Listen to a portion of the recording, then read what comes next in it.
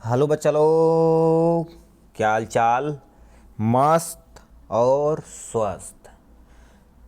इसी स्वस्थ के साथ हम आज कक्षा 10 विज्ञान का अध्याय 6 जो नाम है जैव प्रक्रम स्टार्ट करेंगे। आपका एग्ज़ाम एकदम नज़दीक आ गया है, ठीक है। तो इसमें हम जितना भी थ्योरी बेस है, विज्ञान, मैथ, हिंदी और आपका सामाजिक विज्ञान और इंग्लिश, ये सारा चीज़ हम क्या करेंगे, एक क्रैश कोर्स के ज़रिए आपको क्या करेंगे, सारा चीज़ प्रोवाइड करा देंगे। ठीक, इसमें मतलब किस तरह से क्वेश्चन पूछता है वो, और कैसे क्वेश्चन को अटेम्प्ट करना है वो सारा चीज़ ये थ्योरी पढ़ने के बाद आपको उस पर मतलब जो भी हम हैंड राइटिंग से कॉपी में लिखें, जो इम्पोर्टेंट क्वेश्चन है हर एक चैप्टर का, जैसे आपको टोटल कितना 15 से 16 चैप्टर आपका है, ठीक है।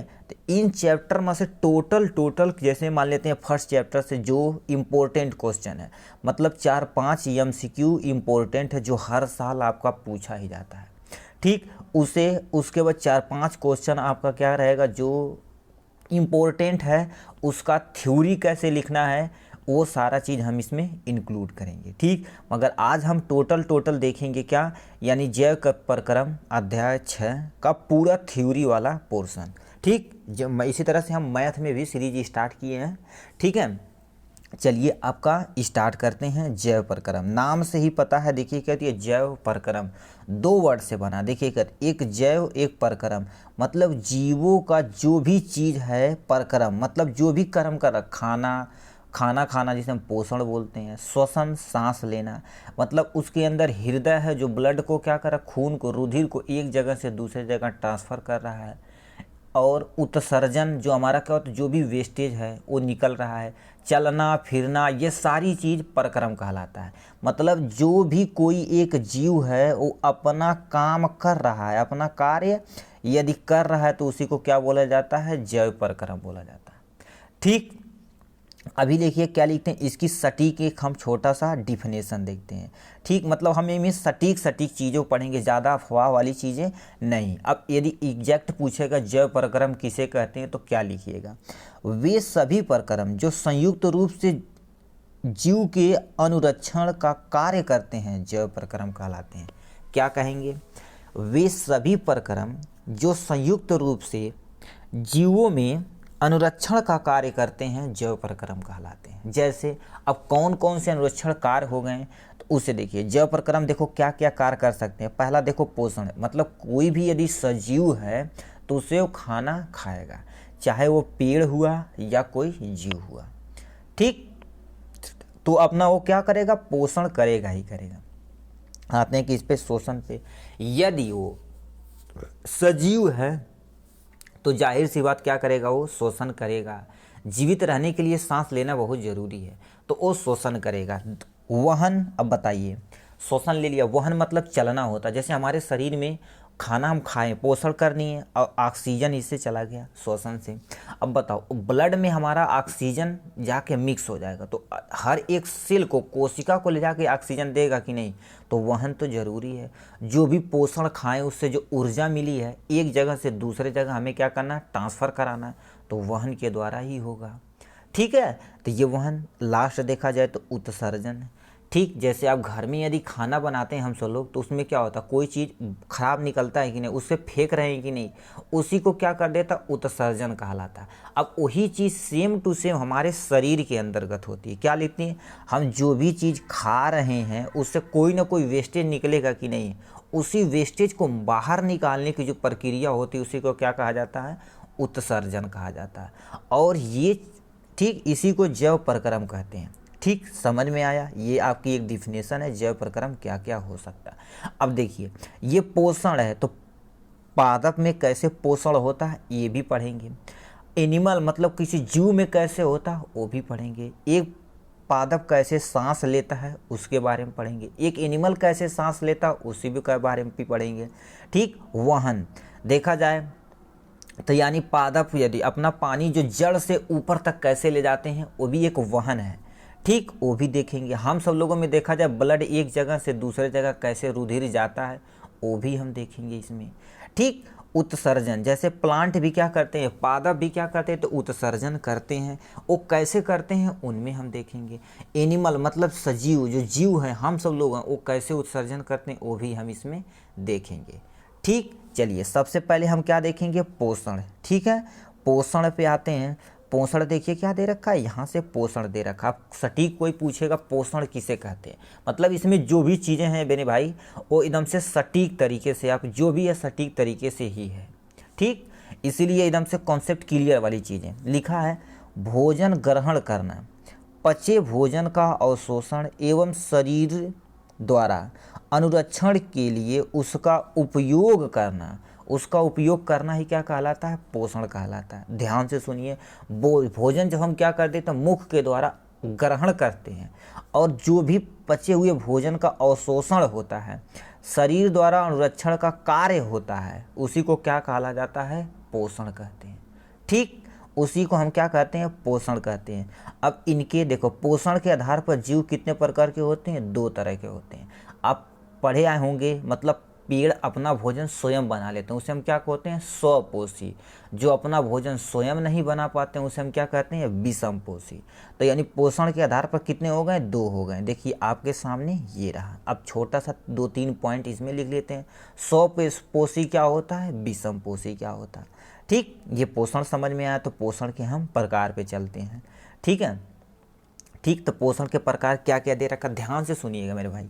लिखा है स्वपोषी, नाम से ही पता है मेरे भाई, देखो स्व मतलब जो अपना भोजन स्वयं बनाता है, स्वयं बनाता हो, स्वपोषी। विषमपोषी जो किसी पे हमारा क्या रहता है, निर्भर रहता है, उसे हम क्या बोलते हैं, विषमपोषी बोलते हैं। ठीक, अब आते हैं स्वपोषी।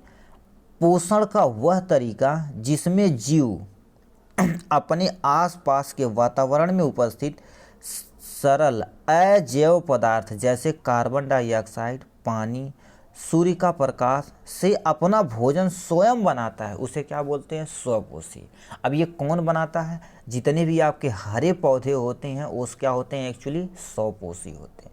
मतलब अपना भोजन वो स्वयं बना लेते हैं। अब क्या क्या इसे चाहिए, जैव पदार्थ जैसे कार्बन डाइऑक्साइड हम सब लोग छोड़ते हैं तो वातावरण में रहता है। ठीक, अब वातावरण में रहता है तो कार्बन डाइऑक्साइड देखा जाए तो 0.03% आपका क्या है, एक्चुअली कार्बन डाइऑक्साइड हमारे वायुमंडल में प्रेजेंट है। ये जितने भी हरे पौधे होते हैं स्वपोषी ही नेचर के होते हैं। ठीक, अब आते हैं किस पे, विषमपोषी किसे कहते हैं। लिखा है, पोषण का वह तरीका जिसमें जीव अपना भोजन स्वयं नहीं बना सकता, बल्कि अपना भोजन के लिए अन्य जीवों या पादपों पर निर्भर रहता है, उसे हम क्या बोलते हैं, विषमपोषी बोलते हैं। ठीक, उसे हम क्या बोलते हैं, विषमपोषी। जैसे हम अपना भोजन स्वयं नहीं बना सकते। अब कोई पूछेगा सर हम स्वयं बनाते हैं, तो ये स्वयं वाली बात नहीं है। देखो जो आप दाल बना रहे हो क्या है, एक पादप का ही क्या है, उत्पाद है कि नहीं। चावल खा रहे हैं वो भी एक पादप का उत्पाद है, रोटी खा रहे हैं वो भी एक पादप का उत्पाद है। अब कोई बोलेगा कि हम मान लेते दूध खाते हैं, ठीक, तो वो भी क्या होता है, तुम्हारा उत्पाद नहीं हो, किसी ने प्लांट मतलब कोई पादप हो या किसी अन्य जीवों पर निर्भर रहता है, उसे ही क्या बोला जाता है, विषमपोषी बोला जाता है। ठीक, तो आप देखेंगे स्वपोषी और विषमपोषी। ठीक, अब इसी को स्वपोषी को थोड़ा सा और डिटेल पूछते देखते हैं, क्योंकि ये स्वपोषी पूछा जाता है, क्वेश्चन में पूछता है ना, स्वपोषी किसे कहते हैं, एग्जाम्पल दे के बताइए 2 नंबर का। ठीक, तो ये कैसे निकालेंगे, इस पे आते हैं। ठीक, अब देखिए कैसे लिखा है, स्वपोषण यानी स्वपोषी पोषण हरे पौधों में तथा कुछ जीवों जो प्रकाश संश्लेषण कर सकते हैं उनमें होता है। ठीक, जो प्रकाश संश्लेषण कर सकेंगे उसमें ही स्वपोषी प्रक्रिया होती है। देखिए प्रकाश संश्लेषण में जो भोजन बनाना, उस प्रक्रिया को प्रकाश संश्लेषण कहते हैं। ठीक, तो हम नीचे देख लेते हैं आपका प्यारा सा प्रकाश संश्लेषण। ठीक, प्रकाश संश्लेषण किसे कहते हैं, ठीक है, इसे हम देख लेते हैं आपका यहाँ से। देखिए प्रकाश संश्लेषण क्या लिखा है, थोड़ा सा इसे हम छोटा कर देते हैं। ठीक है, लिखा है, वह प्रक्रम जिसमें स्वपोषी बाहर से मिले पदार्थों को ऊर्जा संचित रूप में परिवर्तित कर देता है वे पदार्थ कार्बन डाइऑक्साइड तथा जल के रूप में लिए जाते हैं। कहने का मतलब क्या कहता है, जो स्वपोषी संचित ऊर्जा के रूप में परिवर्तित करता है। ये संचित ऊर्जा देखो रखा है।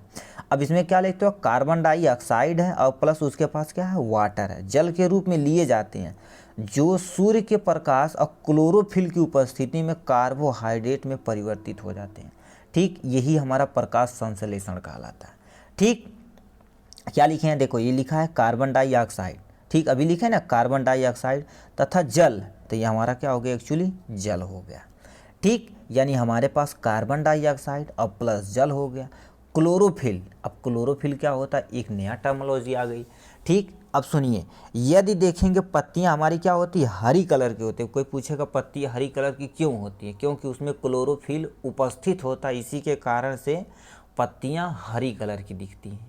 ठीक, अब यही प्रकाश की उपस्थिति में यदि प्रकाश का, सूर्य का प्रकाश उपस्थित रहता है, जो क्या बनाता है, एक तरह का कार्बोहाइड्रेट बनाता है, और क्या बनाता है, एक्चुअली हमारा ऑक्सीजन बनाता है और वाटर बनाता है। इसी को हम क्या कहते हैं, प्रकाश संश्लेषण की अभिक्रिया बोलते हैं, रिएक्शन बोलते हैं। ठीक, प्रकाश संश्लेषण में क्या होता है, जो हमारे वायुमंडल से कार्बन डाइऑक्साइड है उसे लिया जाता है, जो पत्तियां लेती हैं। ठीक, और जितने भी जड़ रहते हैं, जड़ से क्या लाती है, पानी लाती है, और क्लोरोफिल की उपस्थिति में और प्रकाश की उपस्थिति में दोनों मिलकर हमारे लिए क्या बनाते हैं, कार्बोहाइड्रेट बनाते हैं, और हमारे लिए एक प्यारा सा ऑक्सीजन बनाते हैं।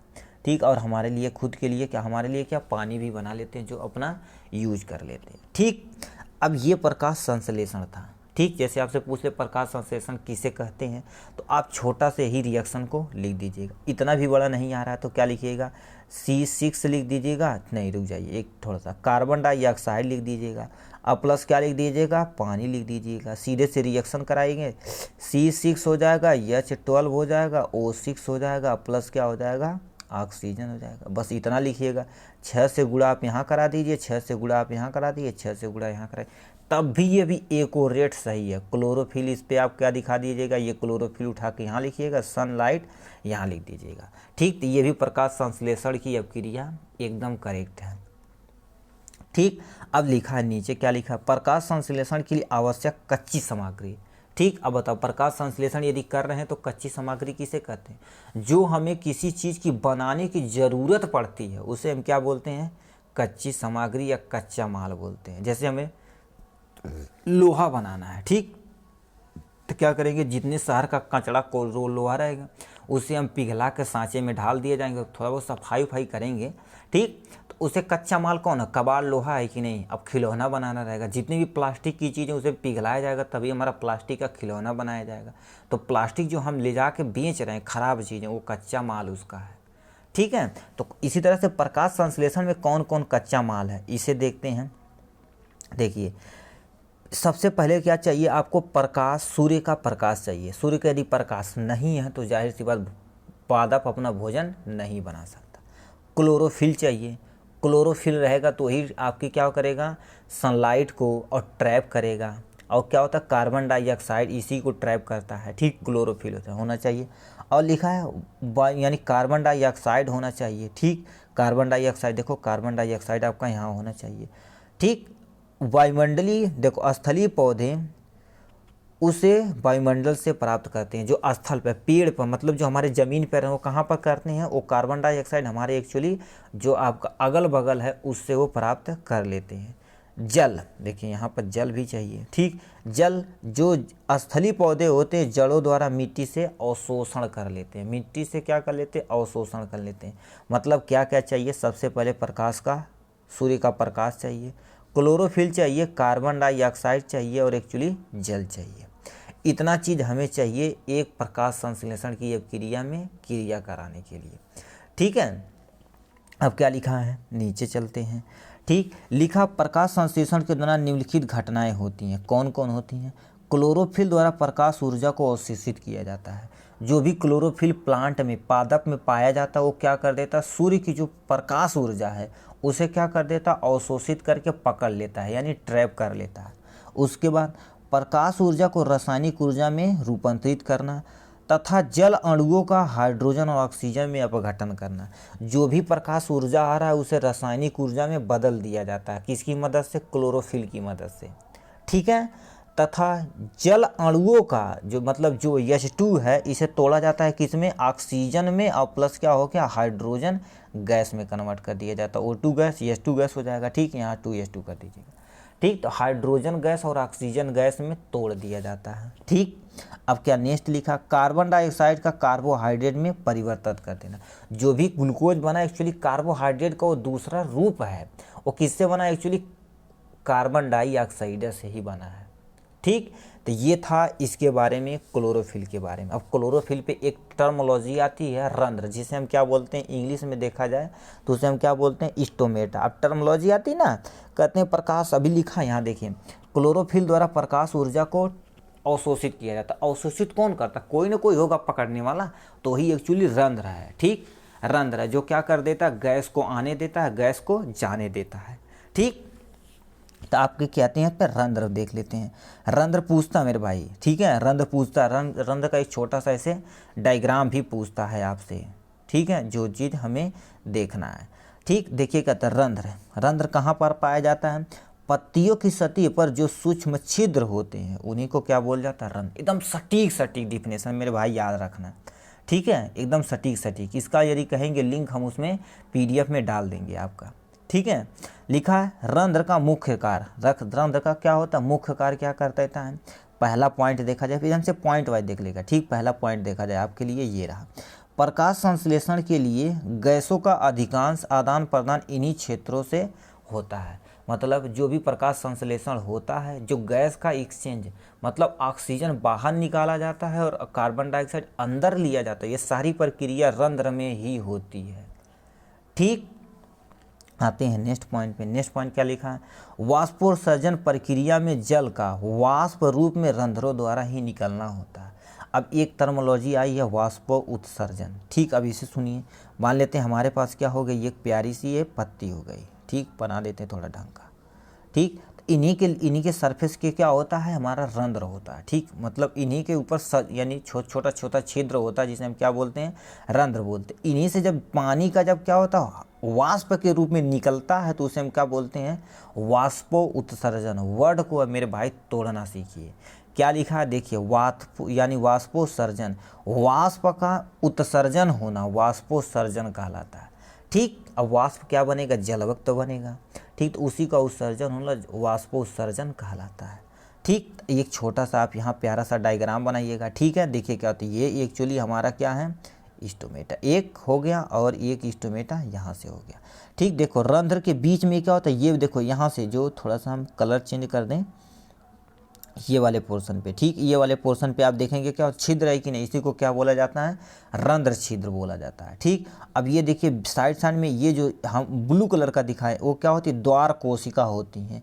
मतलब जैसे दरवाज़ा खुला है तो जो बीच में दरवाज़ा खुला है वो क्या है? रंध्र है।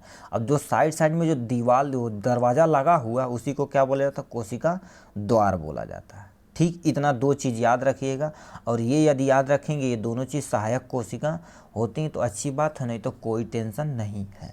ठीक, आप छिद्र दिखा दीजिएगा और वो काम कर दीजिएगा, बस ख़त्म, आपका हो जाएगा काम, कुछ करना ही नहीं है आपको। ठीक है, तो ये था इसमें इसके बारे में। ठीक, जो चित्र आपको क्या कर देना, ऐसे बना देना है। ठीक है, अब आते हैं नेक्स्ट पे आपका दे रखा है। ठीक, अब देखिए चित्र लिखा है, चित्र रंध्र पक्ति की सतह पर सूक्ष्म छिद्र श्वसन गैसों का विनिमय और वाष्पोत्सर्जन के लिए खुलते और बंद होते हैं। ठीक, इसी को क्या कर देते हैं? ये जो बंद यानी रंध्र छिद्र था ना, जो साइड में देखो ये सेल लगा हुआ है, यही कब खुलना है कब बंद करना सारी प्रक्रिया वही कंट्रोल करता है। ठीक है, अब आते हैं किस पे? यहाँ पर हम आ गए 100 पोषी का सारा चीज़ें हम देख लिए। प्लांट कैसे भोजन बनाता है वो भी हम देख लिए। ठीक है, तो इसमें हम इंटर करते हैं किसमें? विषम पोषी, जिसे हम हेट्रोट्रॉफिक न्यूट्रिशन बोलते हैं। हेट्रोट्रॉफिक अब आते हैं। अब हेट्रोट्रॉफिक कई तरह के हो सकते हैं। ठीक, देखिए डायग्राम आपका बनाएगा बढ़िया से एकदम गजब का। पहला देखा जाए तो आपका प्राणी समपोषण है, जिसे हम क्या होता है? होलोजोइक न्यूट्रिशन बोलते हैं। जैसे हम कोई चीज़ खाते हैं तो बताओ, हम अपने पहले उठा के मुंह में डालते हैं, मुंह से पेट में जाता, अंदर जब लेके किसी चीज़ को हम अवशोषण करते हैं तो उसे हम क्या बोलते हैं, होलोजोइक न्यूट्रिशन उसे बोलते हैं। ठीक, अब एक आता है मृत जीवी पोषण जिसे हम सैप्रोफिटिक कहते हैं। कभी कभी देखे होंगे कुत्ता मर जाते हैं साइड पे, तो उसके ऊपर जो ग्रो करते हैं, ठीक, उसके ऊपर जो ग्रो करते हैं, या हम रोटी देखें हैं, रोटी घर में रख देते हैं तो क्या हो जाता है, उसके ऊपर फफूंद लग जाती है। ठीक, रोटी देखे होंगे ना, ब्रेड देखे होंगे, यदि हम घर में कहीं फेंक दिया जाए साइड में तो उसके ऊपर सफ़ेद सफ़ेद या हरे हरे कलर का फफूंद लग जाते हैं। तो वो जो फफूंद हैं वो तो क्या होते हैं, एक्चुअली सैप्रोफिटिक, जिसे मृत जीवी भी बोलते हैं, वो भी आते हैं उसके अंतर्गत। परजीवी मतलब यानी किसी जीव के शरीर के ऊपर या शरीर के बाहर जो जीव रहते हैं उन्हें क्या बोलते हैं, परजीवी बोलते हैं। ठीक, जैसे आपके देखेंगे ना कितने खौराहा आदमी होते हैं, तो उसमें क्या होता है, लड़कियां भी होती हैं खौरही, ठीक, देखेंगे झब्बर झब्बर बाल लिए रहेंगे, खबर खबर करेंगी, ठीक, खबर खबर करेंगी तो उसमें क्या हो, ढीलो पड़ चुका है। तो ढीलो एक्चुअली क्या है, तुम्हारा पैरासाइट है, क्योंकि वो बाहर की तरफ है तो उसे हम क्या बोलेंगे, बाह पैरासाइट बोलेंगे। यदि अंदर के समय बोलेगा तो अंदर हमारे पेट वोट में जो केचुए रहते हैं, इन छोटी आंत में, बड़ी छोटी आंत में जो केचुए रहते हैं उसे हम क्या बोलते हैं, अंतः परजीवी बोलते हैं। ठीक, तो दो तरह का परजीवी होता है। ठीक है, तो इससे पहले हम एकदम अच्छे से देख लेते हैं। पहला देखा जाए होलोजोइक न्यूट्रिशन, लिखा क्या, ध्यान से आप सुनिएगा। लिखा है इसमें जीव संपूर्ण भोज्य पदार्थों को अंतः ग्रहण करते हैं। क्या अंतः ग्रहण मतलब अंदर लेते हैं, अंतः ग्रहण करते हैं तथा इनका पाचन शरीर के अंदर ही होता है। उसी को क्या बोला जाता है, होलोजोइक न्यूट्रिशन बोलते हैं। कौन एग्जाम्पल है, अमीबा हो गया और हमारा मानव हो गया, हम सब लोग मानव ही है ना। तो ये जो दो जीव होते हैं ये होलोजोइक न्यूट्रिशन करते हैं, जिसे प्राणी संपोषण भी बोलते हैं। ठीक, इंग्लिश और हिंदी थोड़ा बहुत समझिएगा, काम चल जाएगा। ठीक, अब आते हैं मृत जीवी। देखो कितना नाम से ही पता, मृत जीवी पोषण मतलब ऐसे जीव जो क्या करते हैं, मृत जीवों के शरीर पर ग्रो करते हैं, उसे मृत जीवी नाम से पता। हिंदी में देखो कितना सटीक है। ठीक, कुछ चीज़ें हिंदी में, कुछ चीज़ें इंग्लिश में ऐसे समझते चले जाएंगे। लिखा क्या है, मृत जीवी अपना भोजन मृत जीव के शरीर व सड़े गले कार्बनिक पदार्थों से प्राप्त करते हैं। ठीक, मतलब कोई जीव मर गया उसके ऊपर यदि ग्रो करते हैं तो उसे हम क्या बोलते हैं, मृत जीवी पोषण कहते हैं। ये एग्जाम्पल देखा जाए तो फफूंदी, जिसे हम क्या बोलते हैं, फंजाई बोलते हैं। ठीक, कवक हो गया जिसे हम एल्गी बोलते हैं। ये सारी चीज़ें हो गई, क्या हो गई, मृत जीवी पोषण के अंतर्गत आती हैं। ठीक, अब लास्ट पे आते हैं, हमारा क्या हो गया आपका परजीवी पोषण। क्या लिखते हैं, परजीवी पोषण। अब परजीवी पोषण क्या होता है, लिखा है परजीवी अन्य जीवों के शरीर के अंदर या बाहर रहकर उनको बिना मारे अपना भोजन ग्रहण करते हैं, उन्हें क्या बोला जाता है, परजीवी बोला जाता है। जैसे अमरवेल हो गया, जू हो गया, फ्रीता कृमि। अमरवेल क्या होती, कभी कभी देखे होंगे पेड़ के ऊपर कोई पेड़ ग्रो कर जाता है, पेड़ को है, पेड़ को देखे जाते हैं ना, जो बड़े बड़े पेड़ होते हैं उसी के ऊपर एक छोटा पेड़ ग्रो कर जाता है, बढ़ने लगता है, तो वो हमारा उसी तरह से एक अमरवेल का होता है। ठीक, जो उसी के ऊपर ग्रो करने लगता है। जू लिखे हैं, देखो जू किसी के ऊपर, यहाँ पर हेयर बाल में क्या पड़ जाते हैं भाई, ढीलों पड़ जाते हैं। ठीक, खुरावा मॉडल, तो अभी क्या होता है, एक तरह का परजीवी है। हमारे अंदर फीता कृमि, हमारे पेट के अंदर केचुआ जो पाया जाता है उसे फीता कृमि बोलते हैं, वो भी हमारे अंदर क्या कर रहा है, ग्रो कर रहा है, तो उसे हम क्या बोलेंगे, परजीवी बोलेंगे। ठीक, तो ये तो हमारा परजीवी था। अब आते हैं एक नीचे नेक्स्ट टॉपिक दे रखा है, अमीबा का पोषण, मतलब बोले अमीबा कैसे भोजन अपना अंतःग्रहण करता है।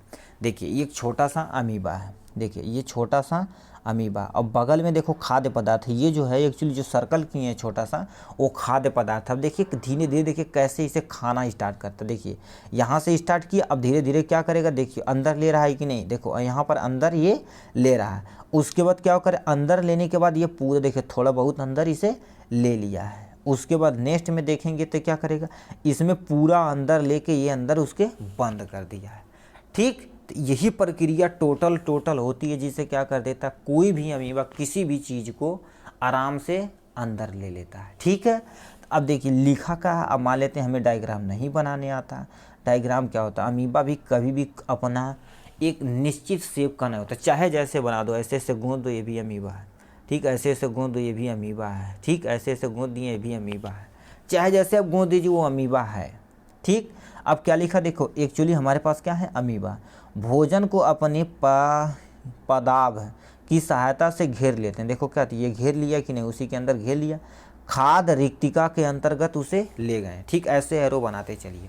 ठीक है, खाद्य रिक्तिका ले गए। उसके बाद क्या लिखा है, खाद्य रिक्तिका में जटिल पदार्थों का विघटन सरल पदार्थों से किया जाता है। क्या होता है, सरल पदार्थों से। आराम से देखो ये कर लिए। ठीक, उसके बाद बचा हुआ अपच भोजन की सतह की ओर गति करते हैं। जो देखो कहते हैं ये भोजन है उसके ओर गति करना, इसी साइड में क्या कर दिए, स्टार्ट कर दिए। यदि स्टार्ट करनी है उसके लास्ट में देखेंगे क्या होते हैं, ये शरीर के क्या कर देते हैं, ये पदार्थ शरीर के बाहर निष्कासित कर देते हैं। मतलब जो भी पचा हुआ भोजन था उसे खा लिए। अब मान लेते हैं उसमें कोई अशुद्धियाँ उत्सर्जन हो रहा है ना, तो वो जो अपने शरीर से क्या कर देंगे, बाहर कर देंगे। जाओ भाई तुम्हारे काम को नहीं पड़ा, जा नमस्ते। इसी तरह से क्या होता, अमीबा भोजन को ग्रहण करता भाई, जो डायग्राम में देखा गया। ठीक, अमीबा का पोषण देखें। अब यहीं पर हम देख लेते हैं पैरामीशियम का पोषण, उसके बाद हम अपना पोषण खुद देखेंगे। ठीक, मानव में पोषण। ठीक है, चलिए अब हम लिख देते हैं पैरामीशियम का पोषण। पैरामीशियम देखो हमारे पास क्या होता है, पैरामीशियम क्या होता है, चप्पल के तलवे के आकार का होता है, जिसे हम क्या बोलते हैं, पैरामीशियम। नहीं समझ में आ रहा तो कॉपी पे लात रख के आप छाप सकते हैं, चप्पल रख के छाप सकते हैं। ठीक, मैं चप्पल ना छापना, ठीक, नहीं तो सर मारेंगे चप्पल से ही। मम घर पे करोगे तो सर बताएंगे कि सर बोले चप्पल छाप देना, तो नहीं। ठीक, मतलब चप्पल के तलवे के ऐसे समान होता है। ठीक, चलिए यहाँ बना भी देते हैं, एक ऐसे देखेंगे, एक ऐसे संरचना होती है। ठीक, ये कहेंगे ये सर कौन सा चप्पल है, मतलब चप्पल नुमा संरचना होती है, आप याद रखिएगा। ठीक, अब उसके बाद क्या होता है, पच्छाप होता है। पच्छाप क्या होता है, जिसे हम पूंछ बोल सकते हैं। ठीक, जैसे मान लेते हैं हमारे पास क्या हो गया, ऐसे एक पैरामीशियम है, यहीं से क्या होती है, एक से पूंछ नुमा संरचना होती है, जिसे हम क्या करते हैं, पच्छाप बोलते हैं, जो आगे बढ़ने में, किसी भी चीज़ को आगे बढ़ने में मदद करते हैं। ये नहीं देखें कि वो नाली वाले में देखे होंगे ऐसे छोटा सा वो केंचुआ हुआ ऐसे, जिसे कीड़ा बोलते हैं, वही हमारा उसके जो पीछे वाली संरचना उसी को क्या बोलते हैं, पच्छाप बोलते हैं। कोशिका की पूरी सतह को ढके होते हैं। ठीक है, ऐसे देखिएगा। और इसके क्या होते हैं, ऐसे पूरा देखा जाए तो ऐसे इसके पूरे शरीर पे ऐसे ऐसे क्या होती है, ऐसे बहुत यानी क्या होता है, ये कैसे संरचना होती है जो क्या कर देती है, आगे बढ़ने में भी मदद करती है। और यहीं से क्या होता है, ऐसे निकला होता है। ठीक, युगलीना में देखेंगे उसमें भी निकला होता है। ठीक है, तो ये निकला होता है जिससे क्या कर सकते हैं, आराम से आगे जा सकते हैं। यानी बड़ा भी होता है, जो बड़ा होता है उसे हम क्या बोलते हैं, फ्लैजला बोलते हैं। ठीक है, फ्लैजला बोलते हैं। जो छोटी होती है कि उसे क्या बोलते हैं, सीलिया बोलते हैं। ठीक है, उसके बाद देखा जाए भोजन एक विशिष्ट स्थान में ग्रहण किया जाता है। एक विशिष्ट स्थान होता है उसमें ग्रहण किया जाता है। ठीक है, तो ये था हमारा टोटल पैरामीशियम का पोषण। ठीक है, अब आते हैं मानव में पोषण, मतलब मनुष्य कैसे पोषण करते हैं। अभी पोषण पे ही चल रहे हैं, अब पोषण बहुत बड़ा चैप्टर है। ठीक, ये पोषण कैसे होता है, अब सुनिए, देखिएगा। ये पोषण, पहले हम आपको एक छोटा सा डायग्राम दिखाते हैं जिससे आपका ज़्यादा कॉन्सेप्ट क्लियर होगा उसमें बताने से। ये हमारे पास एक छोटा सा डायग्राम है। देखिए भोजन कहाँ से स्टार्ट हम करते हैं। ठीक है, भोजन कहाँ से स्टार्ट करते देखा जाए तो हम सबसे पहले क्या करते हैं, मुख में भोजन लिए हैं। देखिए क्या दिया, मुख में भोजन यहाँ से स्टार्ट कर दिया गया लेना। ठीक, मुख में अब उसकी क्या होती है, आइसोफेगस, जिसे हम क्या बोलते हैं, ग्रास नली या ग्रसिका बोलते हैं। ठीक, यहाँ से कहाँ पर चला आया, आपका पेट में चला आया, जिसे हम क्या बोलते हैं, अमाशय बोलते हैं। ठीक, अमाशय से कहाँ पर आएगा, अमाशय में 4 से 5 घंटा भोजन को आराम से रखा जाएगा। ठीक, उसके बाद कहाँ भेज दिया जाएगा, छोटी आंत में। कहाँ, छोटी आंत में। ये जो बीच वाली संरचना इसी को क्या बोला जाता है, छोटी आंत। अब छोटी आंत की कितने भाग होते हैं, 3 भाग होते हैं, जो अभी हम आराम से देख लेंगे। ठीक, उसके बाद क्या होता है, यहाँ से बड़ी आंत ऐसे देखो खुलती है, उसके बाद बाहर की तरफ मल द्वार के बाहर से क्या कर देती है, निकल जाती है। ठीक, इसी को क्या बोला जाता है, टोटल डायग्राम ये हो गया। मतलब भोजन हम कहाँ से खाएं, अपना खुद से इमेजिन करिए। ठीक, हम मुंह के द्वारा खाएं और हमारी ग्रास नली, जिसे हम आइसोफेगस कहते हैं, उसी के द्वारा पेट में भोजन आराम से चला गया।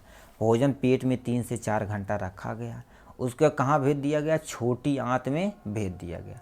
यदि छोटी आंत में भेज दिया गया है तो क्या करेगा, जहाँ पर जितना भी भोजन में है कोई अच्छा चीज़ वो क्या कर लिया जाएगा, आराम से एब्जॉर्ब कर लिया, अवशोषण कर लिया जाएगा। उसके बाद कहाँ भेज दिया जाएगा, हमारा बड़ी आंत में, वहाँ पर जितनी भी चीज़ें हैं वो एब्जॉर्ब कर लिया जाएगा। उसके बाद भेज दिया जाएगा, क्या होगा, लास्ट वाले पोर्शन में, जहाँ से गुदा द्वार से जितने भी वेस्टेज रहेंगे, हमारे लिए ख़राब रहेंगे, वो बाहर निकाल दिए जाएंगे। ठीक इसी चीज़ को हम कैसे देखो, अब टेबल में, ये आपका डायग्राम है, अब इसी को टेबल में हम कैसे देखिए एक्सप्लेन करते हैं, ठीक उसी देखते हैं। ठीक देखिए स्टेप स्टेप, अब देखिएगा। पहला देखा जाए अंतःग्रहण, मतलब भोजन को हम क्या करते हैं, अंदर करते हैं कि नहीं, अंतःग्रहण कर लिया गया। ठीक, अंतःग्रहण कर लिया गया। उसके बाद पाचन, मतलब पेट में पहुंच गया। अब वहाँ पाचन होना स्टार्ट हो जाएगा। ठीक, पाचन होना स्टार्ट हो गया। फिर हमारी छोटी आंत में भोजन बोले हैं, पेट से क्या हो जाएगा, छोटी आंत में भेज दिया जाएगा, जहाँ पर क्या होगा, अवशोषण होगा।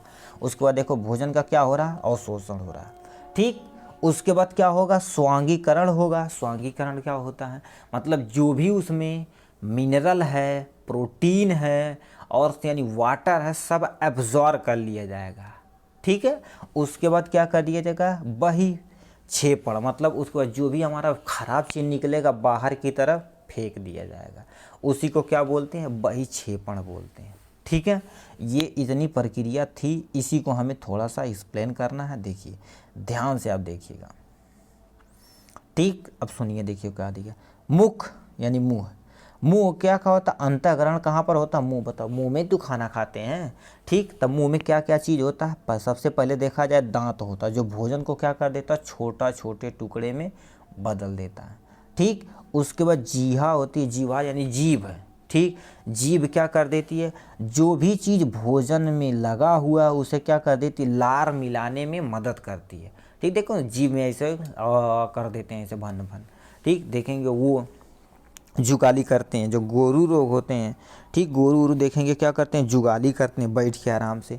ठीक है, तो जीभ जो होती है वो क्या होता है, भोजन को लार के साथ पूरी तरह से मिलाने का काम करती है। ठीक है, मिला दिए। अब आते हैं किस पे, देखो लार ग्रंथियाँ ही, हमारे मुंह में लार ग्रंथियाँ होती हैं, जो 3 इस साइड होती हैं, मतलब एक 3 साइड होती हैं, 3 इस साइड होती।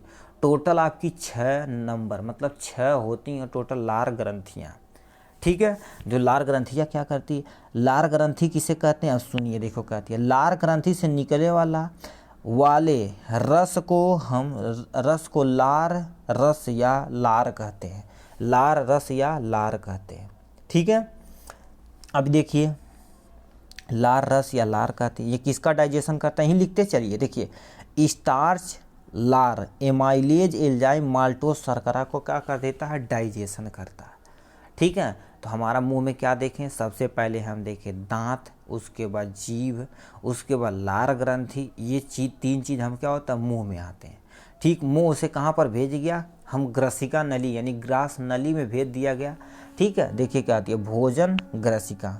ठीक, भोजन ग्रसिका देखो कहती है, भोजन को आमाशय, एक भोजन यानी आमाशय तक भोजन ग्रसिका की कर्मा सुकून यानी कर्मा कुंचन गति, जिसे हम पेरिस्टालसिस मोमेंट कहते हैं, द्वारा ली जाती है, और ग्रसिका मांसपेशियों को शिथिल करके एक जगह से दूसरे जगह भेज दी जाती है। कहाँ पर भोजन पहुँच गया, अब यहाँ से हमारा पेट में चला गया, यानी अमाशय में हमारा भोजन चला गया।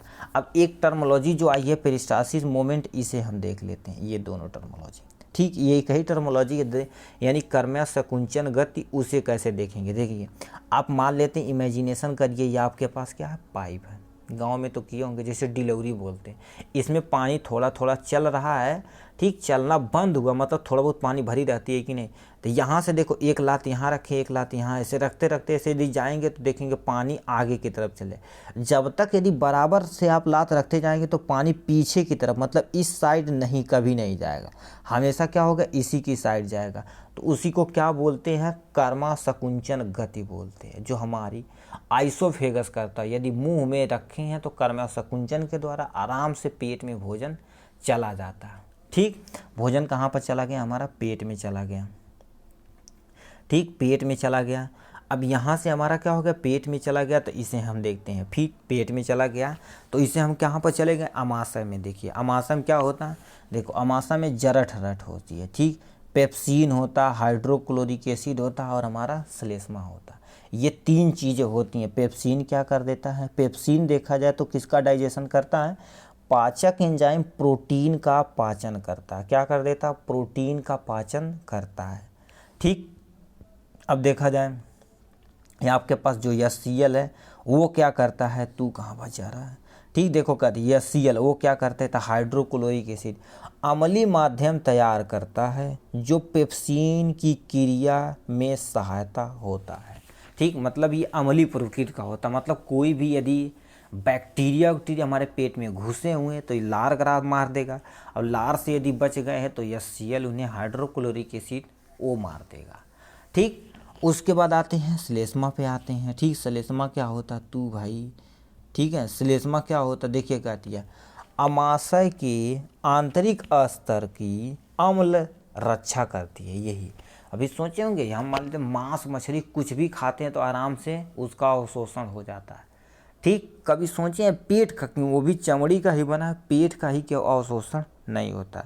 तो यही जो लेयर होती है वो क्या करती थी, हमारे पेट का रक्षा करती है, ठीक। सलाम है ऐसे को, ठीक है, ठीक। अब देखो क्या थी, यहाँ से अमाशय के बाद कहाँ पर पहले चले गए हम, क्षुद्र मतलब छोटी आंत में चले गए। छोटी आंत में हमारा भोजन चला गया क्षुद्र वाले रीजन में। देखो आंत रस कार्बोहाइड्रेट को किस में कन्वर्ट कर दिया, ये बदल दिया ग्लूकोज में। अब वसा को क्या कर देता है, परिवर्तित करके वसा अम्ल और ग्लिसरॉल में चेंज कर देता है। वसा अम्ल तथा ग्लिसरॉल में चेंज कर देता है, ठीक है। अब प्रोटीन को किस में कन्वर्ट कर देता है, अमीनो एसिड। मतलब सबको अब यहाँ से तोड़ के क्या कर दिया, एकदम छोटा कर दिया कि अब ये इजीली डाइजेशन एब्जॉर्प्शन हो सकेगा और शोषण आराम से हो जाएगा, ठीक है। अब आते हैं किस पे, यानी यहीं पर हमारा क्या होता है, यहीं पर हमारा लीवर वगैरह होता है। लीवर देख लेते हैं, यकृत तथा अग्नाशय से स्राव प्राप्त करती है। श्रावण को यही प्राप्त करती है छोटी आंत, ठीक। अब देखो यकृत क्या निकालता है, पीतरस निकालता है, ठीक। पीतरस निकालता है तो ये क्या कर देता है, देखो कर यकृत पीतरस निकालता है जो पीत लवण पाया जाता है। ये वसा पीत लवण और वसा का क्या कहते हैं, सबको मतलब एक देखो ये बड़ा नमक मान लेते हैं हमारे फैट खाए हैं, ठीक, हम क्या करें घी खाएं तो इसे इतना छोटा छोटा ऐसे क्या कर देगा, लीजिए ब्रेक कर देगा। अब पीतरस इस पे क्या करेगा, एक छोटे छोटे टुकड़े पर अपना क्या कर देगा, कब्जा जमा लेगा, जो आराम से इसका डाइजेशन करके ख़त्म कर देगा, ठीक है, ठीक। इसी को क्या कर देते, छोटी गोली को बड़ी गोली में चेंज करना इमल्सीकरण कहलाता है, ठीक। इमल्सीकरण कहता है किसकी मदद से, पीतरस की मदद से ये काम होता है, ठीक है। अब आते हैं किस पे, नेक्स्ट पॉइंट पे चलते हैं। अग्नाशय क्या दे रखा है, अग्नाशय जो अग्नाशिका रस निकालती है। इसमें क्या होती है, एमाइलेज एंजाइम होता है, ट्रिप्सिन एंजाइम होता है, लाइपेज एंजाइम होता है, ठीक है।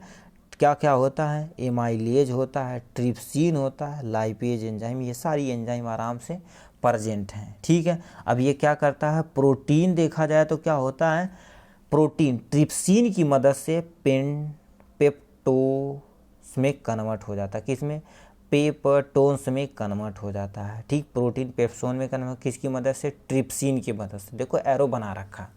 उसके बाद क्या रखा है, वसा क्या कहता है, वसा अम्ल में बदल जाता है, किसमें, लाइपेज की मदद से। किसकी मदद से, लाइपेज की मदद से वसा एक्चुअली वसा अम्ल में बदल जाता है, ठीक है। उसके बाद क्या दे रखा है, स्टार्च। स्टार्च एमाइलेज की मदद से, किसकी मदद से, एमाइलेज की मदद से ग्लूकोज में उसका बदली हो जाती है, ठीक।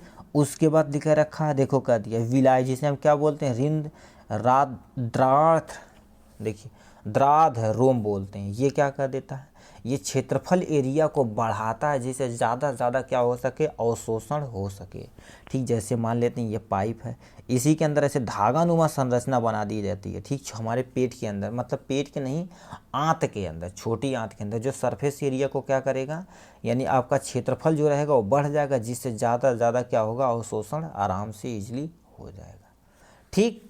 ये हो जाएगा। अब जिस पे आते हैं, लिख रखा है नेक्स्ट आपका सबसे लास्ट वाला पोर्शन जो गुदा द्वारा है। गुदा द्वार से पहले एक रास्ता होता है, वहाँ पर हम रेक्टम बोलते हैं, जिसे हम क्या हिंदी में क्या बोलते हैं, बृहदारंभ बोलते हैं। ठीक, जो जल का क्या करेगा, जल का अवशोषण करेगा, और भोज पदार्थों का यानी भोज पदार्थ और हमारा गुदा द्वार शरीर से बाहर निकालने का काम करता है। जो भी जल रहता है यहाँ पर आपका एब्जॉर्ब हो जाता है। इसलिए देखें, जो ज़्यादा देर तक स्टूल, मतलब हम जो हमारा ख़राब भोजन है जिसे हम क्या बोलते हैं, स्टूल बोलते हैं। ठीक है, स्टूल वो बैठने वाला नहीं, ठीक, जिसे हम क्या लेटरिन बोलते हैं, वो ज़्यादा देर तक यदि रोक के रखेंगे तो क्या रहेगा, देखेंगे थोड़ा सा हार्ड हो जाता है। ठीक, क्यों हो जाता है, यही कारण है। ठीक, क्योंकि यहाँ पर जल का यानी अवशोषण ज़्यादा से ज़्यादा होता है। ठीक, ये था इसके बारे में, पोषण के बारे में। पादप और एनिमल मतलब सजीव कैसे आपके क्या करते हैं, मानव सारा ये डाइजेशन करते हैं, कैसे स्टेप बाय स्टेप हम देखें। ठीक, अब हम नेक्स्ट पे चलेंगे, यानी श्वसन पे चलते हैं। ठीक है, श्वसन पे चलते हैं। ठीक है, श्वसन पे मतलब थोड़ा सा लंबा वीडियो, मगर कोई टेंशन नहीं, आपको क्या करना, एकदम इजी वे में देखते चलना है। ठीक है, इजी वे में देखने चलना, जिससे आपका क्या होगा, ज़्यादा से ज़्यादा आपको समझ में आएगा। ठीक है, अब सुनिए, श्वसन किसे कहते हैं, श्वसन पे आ जाते हैं। ठीक है, श्वसन कहते हैं, देखो अब इसके पहले हम छोटा सा ऊपर डिफिनेशन देख चुके हैं, इसी को थोड़ा सा और कॉम्प्लिकेट करके थोड़ा सा देखते हैं, काम आपका बन जाएगा। लिखा है, श्वसन पोषण प्रक्रम के दौरान ग्रहण की गई खाद्य सामग्री का उपयोग कोशिका में होता है, ये तो हमने मान लिया। अभी ऊपर देखें, जिसमें विभिन्न प्रकार के जैवकर्म के लिए ऊर्जा प्राप्त होती है। अब बताओ, जो भी जैव प्रक्रम कर रहे हैं, कर्म क्यों कर रहे हैं, हमारे पास ऊर्जा तभी तो हम कर्म कर रहे हैं, तो उसी जो प्रक्रम के लिए जो ऊर्जा मुक्त होती है, ऊर्जा उत्पादन के लिए कोशिका में भोजन के विखंडन को कोशिका श्वसन कहते हैं। ठीक, कोशिका में जो भोजन का विखंडन हो रहा है, किसकी मदद से हो रहा है, हवा की मदद से हो रहा है, उसी को हम क्या बोलते हैं, श्वसन बोलते हैं। क्या बोलते हैं भाई, श्वसन बोलते हैं। ठीक, अब देखिए यहाँ से आपका एक छोटा सा यहाँ से डायग्राम है, क्या दे रखे हैं इन्होंने, क्या लिया, देखो ग्लूकोज लिया, उसके पास कितना कार्बन है, 6 कार्बन। ठीक, अब इसे तोड़ दिया गया किस में, पाइरूवेट में। अब जब हायर क्लास में जाएंगे तो एक टर्मोलॉजी आती है, ग्लाइकोलिसिस बोलते हैं। ठीक, जो क्या कहते हैं, एक ग्लूकोज मालिक्यूल को 2 पाइरूवेट मालिक्यूल में कन्वर्ट कर देता है। मतलब जो एक ग्लूकोज है उसे क्या किस में कन्वर्ट कर देता है, पाइरूवेट प्लस ऊर्जा में कन्वर्ट कर देता है। किस में, ऊर्जा में कन्वर्ट कर देता है। अब ये कहाँ होती है, कोशिका द्रव्य में होती है। ठीक, जिसे हम साइटोप्लाज्म कहते हैं। मतलब यानी ग्लाइकोलिसिस कहाँ पर होता है, ग्लूकोज से पाइरूवेट का बनना। ठीक, उसी को क्या बोलते हैं, ये 10 स्टेप में होता है मेरे भाई, 10 स्टेप में। ठीक, तो उसी जो प्रक्रिया होती है उसे ग्लाइकोलिसिस कहते हैं। ये कहाँ होती है, कोशिका के द्रव्य में होता है, जिससे हम क्या होता है, कोशिका द्रव्य साइटोप्लाज्म में होता है सारी प्रक्रिया। ठीक, अब ये क्या क्या कंडीशन है, पाइरूवेट को किस में और हम कन्वर्ट कर सकते हैं, एनर्जी हमें चाहिए। ठीक है, एनर्जी चाहिए। ठीक है, तो एनर्जी चाहिए, देखो करिए, पाइरूवेट और प्लस ऊर्जा को ऑक्सीजन की उपस्थिति में क्या बना रहेगा, कार्बन डाइऑक्साइड प्लस जल प्लस ऊर्जा बनाएगा, किस में, हमारी माइटोकॉन्ड्रिया। इसीलिए माइटोकॉन्ड्रिया को क्या बोला जाता है, powerhouse of the cell. अब कभी अभी सोचे होंगे, ठीक, कि माइटोकॉन्ड्रिया हमारा हो गया जो powerhouse of the cell है। सोचे होंगे, बैंक में हम पैसा डालते हैं तो हमें क्या होता है, वो बैंक पैसा ही देता है, ऐसा नहीं कुछ और ईंटा पाथर देगा, नहीं देगा ना। ठीक, अब सोचेंगे सर पर्ची देता पर्ची नहीं जी। ठीक है, तो माइटोकॉन्ड्रिया हमारे अंदर क्या होता है, जैसे हम नॉर्मली ऑक्सीजन लेते हैं तो हमारा कार्बन डाइऑक्साइड कहाँ से आता है, उसमें कार्बन डाइऑक्साइड, मतलब उसमें ऑक्सीजन हमने लिया सांस में तो उसमें कार्बन जुड़ जाता है कि नहीं, हमने क्या लिया, ऑक्सीजन लिया, O2 लिया, तो हमारा क्या निकलता है, वो कार्बन डाइऑक्साइड। तो ये एक्चुअली कार्बन कहाँ से आया, ये माइटोकॉन्ड्रिया में दहन के कारण से आया है। ठीक, जिससे हमारी एनर्जी ऊर्जा निकल रही है। ठीक है, तो ये था ऑक्सीजन की उपस्थिति। मान लेता ऑक्सीजन का अभाव रहेगा तो हमारा लैक्टिक एसिड बनेगा प्लस ऊर्जा बनेगा। ये कहाँ पर होता है, हमारी मांसपेशिया में होता। कभी कभी देखते हैं आप दौड़ते होंगे तो क्या हो जाती है कि हमारे पैर की जो नस होती है, जो मसल है, वो दर्द करने लगी। क्यों दर्द करने लगती, वहाँ पर ऑक्सीजन की सप्लाई प्रॉपर अमाउंट में नहीं हो पा रही है। किसमें, प्रॉपर अमाउंट में नहीं हो पा रही, जिसमें क्या बन रहा है, लैक्टिक एसिड बन रहा है। किसमें, लैक्टिक एसिड बन रहा है हमारी पेशियों के अंतर्गत। ठीक, अब थोड़ा देर यदि आप रुक जाएंगे तो जाहिर सी बात क्या हो जाएगी, वो लैक्टिक एसिड यानी ऑक्सीजन की सप्लाई हो जाएगी। ऑक्सीजन की सप्लाई हो जाएगी तो हमारा वो लैक्टिक एसिड की कमी हो जाएगी, हमारा हम सब पेट नहीं, पैर आपका सही हो जाएगा। ठीक, ये था उपस्थिति और अभाव के कारण से। अब मान लेते हैं हमारे क्या, ये तो पहुंच नहीं पा रहा ऑक्सीजन अच्छे से, अब मान लेते हैं उसकी अनुपस्थिति कर दी, हम रखबो न करें तो क्या बनेगा हमारे पास एथेनॉल। एथेनॉल का फार्मूला देखेंगे C2H5OH। ऐसे छोटा छोटा क्या करेंगे, फार्मूला याद करते चलेंगे, ये नहीं बैठ के किताब हम रट्टा मारे, ऐसा नहीं होने वाला। ठीक, तो एथेनॉल हो गया। जो उसके बाद क्या होता है, कार्बन डाइऑक्साइड निकालता है, ऊर्जा निकालता है, जैसे कि ईस्ट। ठीक, जैसे तंदूरी रोटी देखो बनती है तो क्या करते हैं, वो लिए बेसन की नहीं है, मैदा लिए, मैदे में क्या डाल दिए, ईस्ट डाल दिए तो उसमें क्या होगा, ईस्ट हमारा क्या बनाएगा, कार्बन डाइऑक्साइड बनाएगा और एथिल अल्कोहल बनाएगा। ठीक, एथिल अल्कोहल बनाएगा। यदि देखते होंगे ज़्यादा दिन तक हम क्या करते हैं, ब्रेड को रख दे तो क्या हो जाएगा, फर्मेंटेशन, देखते हैं थोड़ा सा बदबू टाइप आने लगता है। आटा वाला एग्जांपल लेना आज घर पे। ठीक, एक गिलास लीजिएगा, ठीक, उसमें सुबह जो आटा साना गया है उसी में क्या कर दिया, रख दे दीजिएगा। यदि ठंडक है तो 1-2 दिन लगेगा उसे फर्मेंटेशन होने में, ठीक है, मतलब सड़ने में। और गर्मी रखेंगे, देखो शाम को रखें सुबह तक देखो खराब टाइप में हो जाता है, मतलब थोड़ा सा फूल जाता है और उसमें बुदबुदा टाइप में हो जाता है। जो बुदबुदा टाइप है एक्चुअली तुम्हारा क्या है, कार्बन डाइऑक्साइड है। ठीक है, कार्बन डाइऑक्साइड है। तो ये था इसका एक फ्लो डायग्राम। ठीक है, अब आते हैं किस पे, नीचे जो दे रखा है श्वसन, उस पे हम चलते हैं। श्वसन देखा जाए तो हमारा क्या होता है, देखो ऑक्सीजन की उपस्थिति के आधार पर देखा जाए तो 2 तरह के होते हैं। एक हमारा क्या होता है, वायवीय श्वसन, जिसमें ऑक्सीजन पाया जाता है। एक होता अवायवीय श्वसन, जिसमें देखा जाए ऑक्सीजन नहीं पाया जाता। 2 तरह का होता है। ठीक, एक वायवीय श्वसन, एक हमारा अवायवीय श्वसन होता है। ठीक, अब अवायवीय श्वसन। ठीक, अवायवीय श्वसन और वायवीय श्वसन। अब वायवीय श्वसन में जिसमें ऑक्सीजन उपस्थित होता है। अब डिफिनेशन देखते हैं, एक छोटा प्यारा सा लिखा, ऑक्सीजन, ये वायवीय श्वसन देखा जाए तो ऑक्सीजन की उपस्थिति में होता है। ठीक, अंतर देखिएगा, पूछता भाई ऑक्सीजन की उपस्थिति में होता और इसमें ऑक्सीजन की अनुपस्थिति होती है। देखो ये टर्मोलॉजी आप देखिएगा, उपस्थिति तथा अनुपस्थिति, यहाँ पर उपस्थित होता है, यहाँ पर अनुपस्थित होता है। ठीक है, ये था। दूसरे में देखा जाए वायवीय श्वसन में ग्लूकोज का पूर्ण उपचयन होता है। क्या होता है, उपचयन होता है, जिससे कार्बन डाइऑक्साइड, पानी तथा ऊर्जा मुक्त होती है।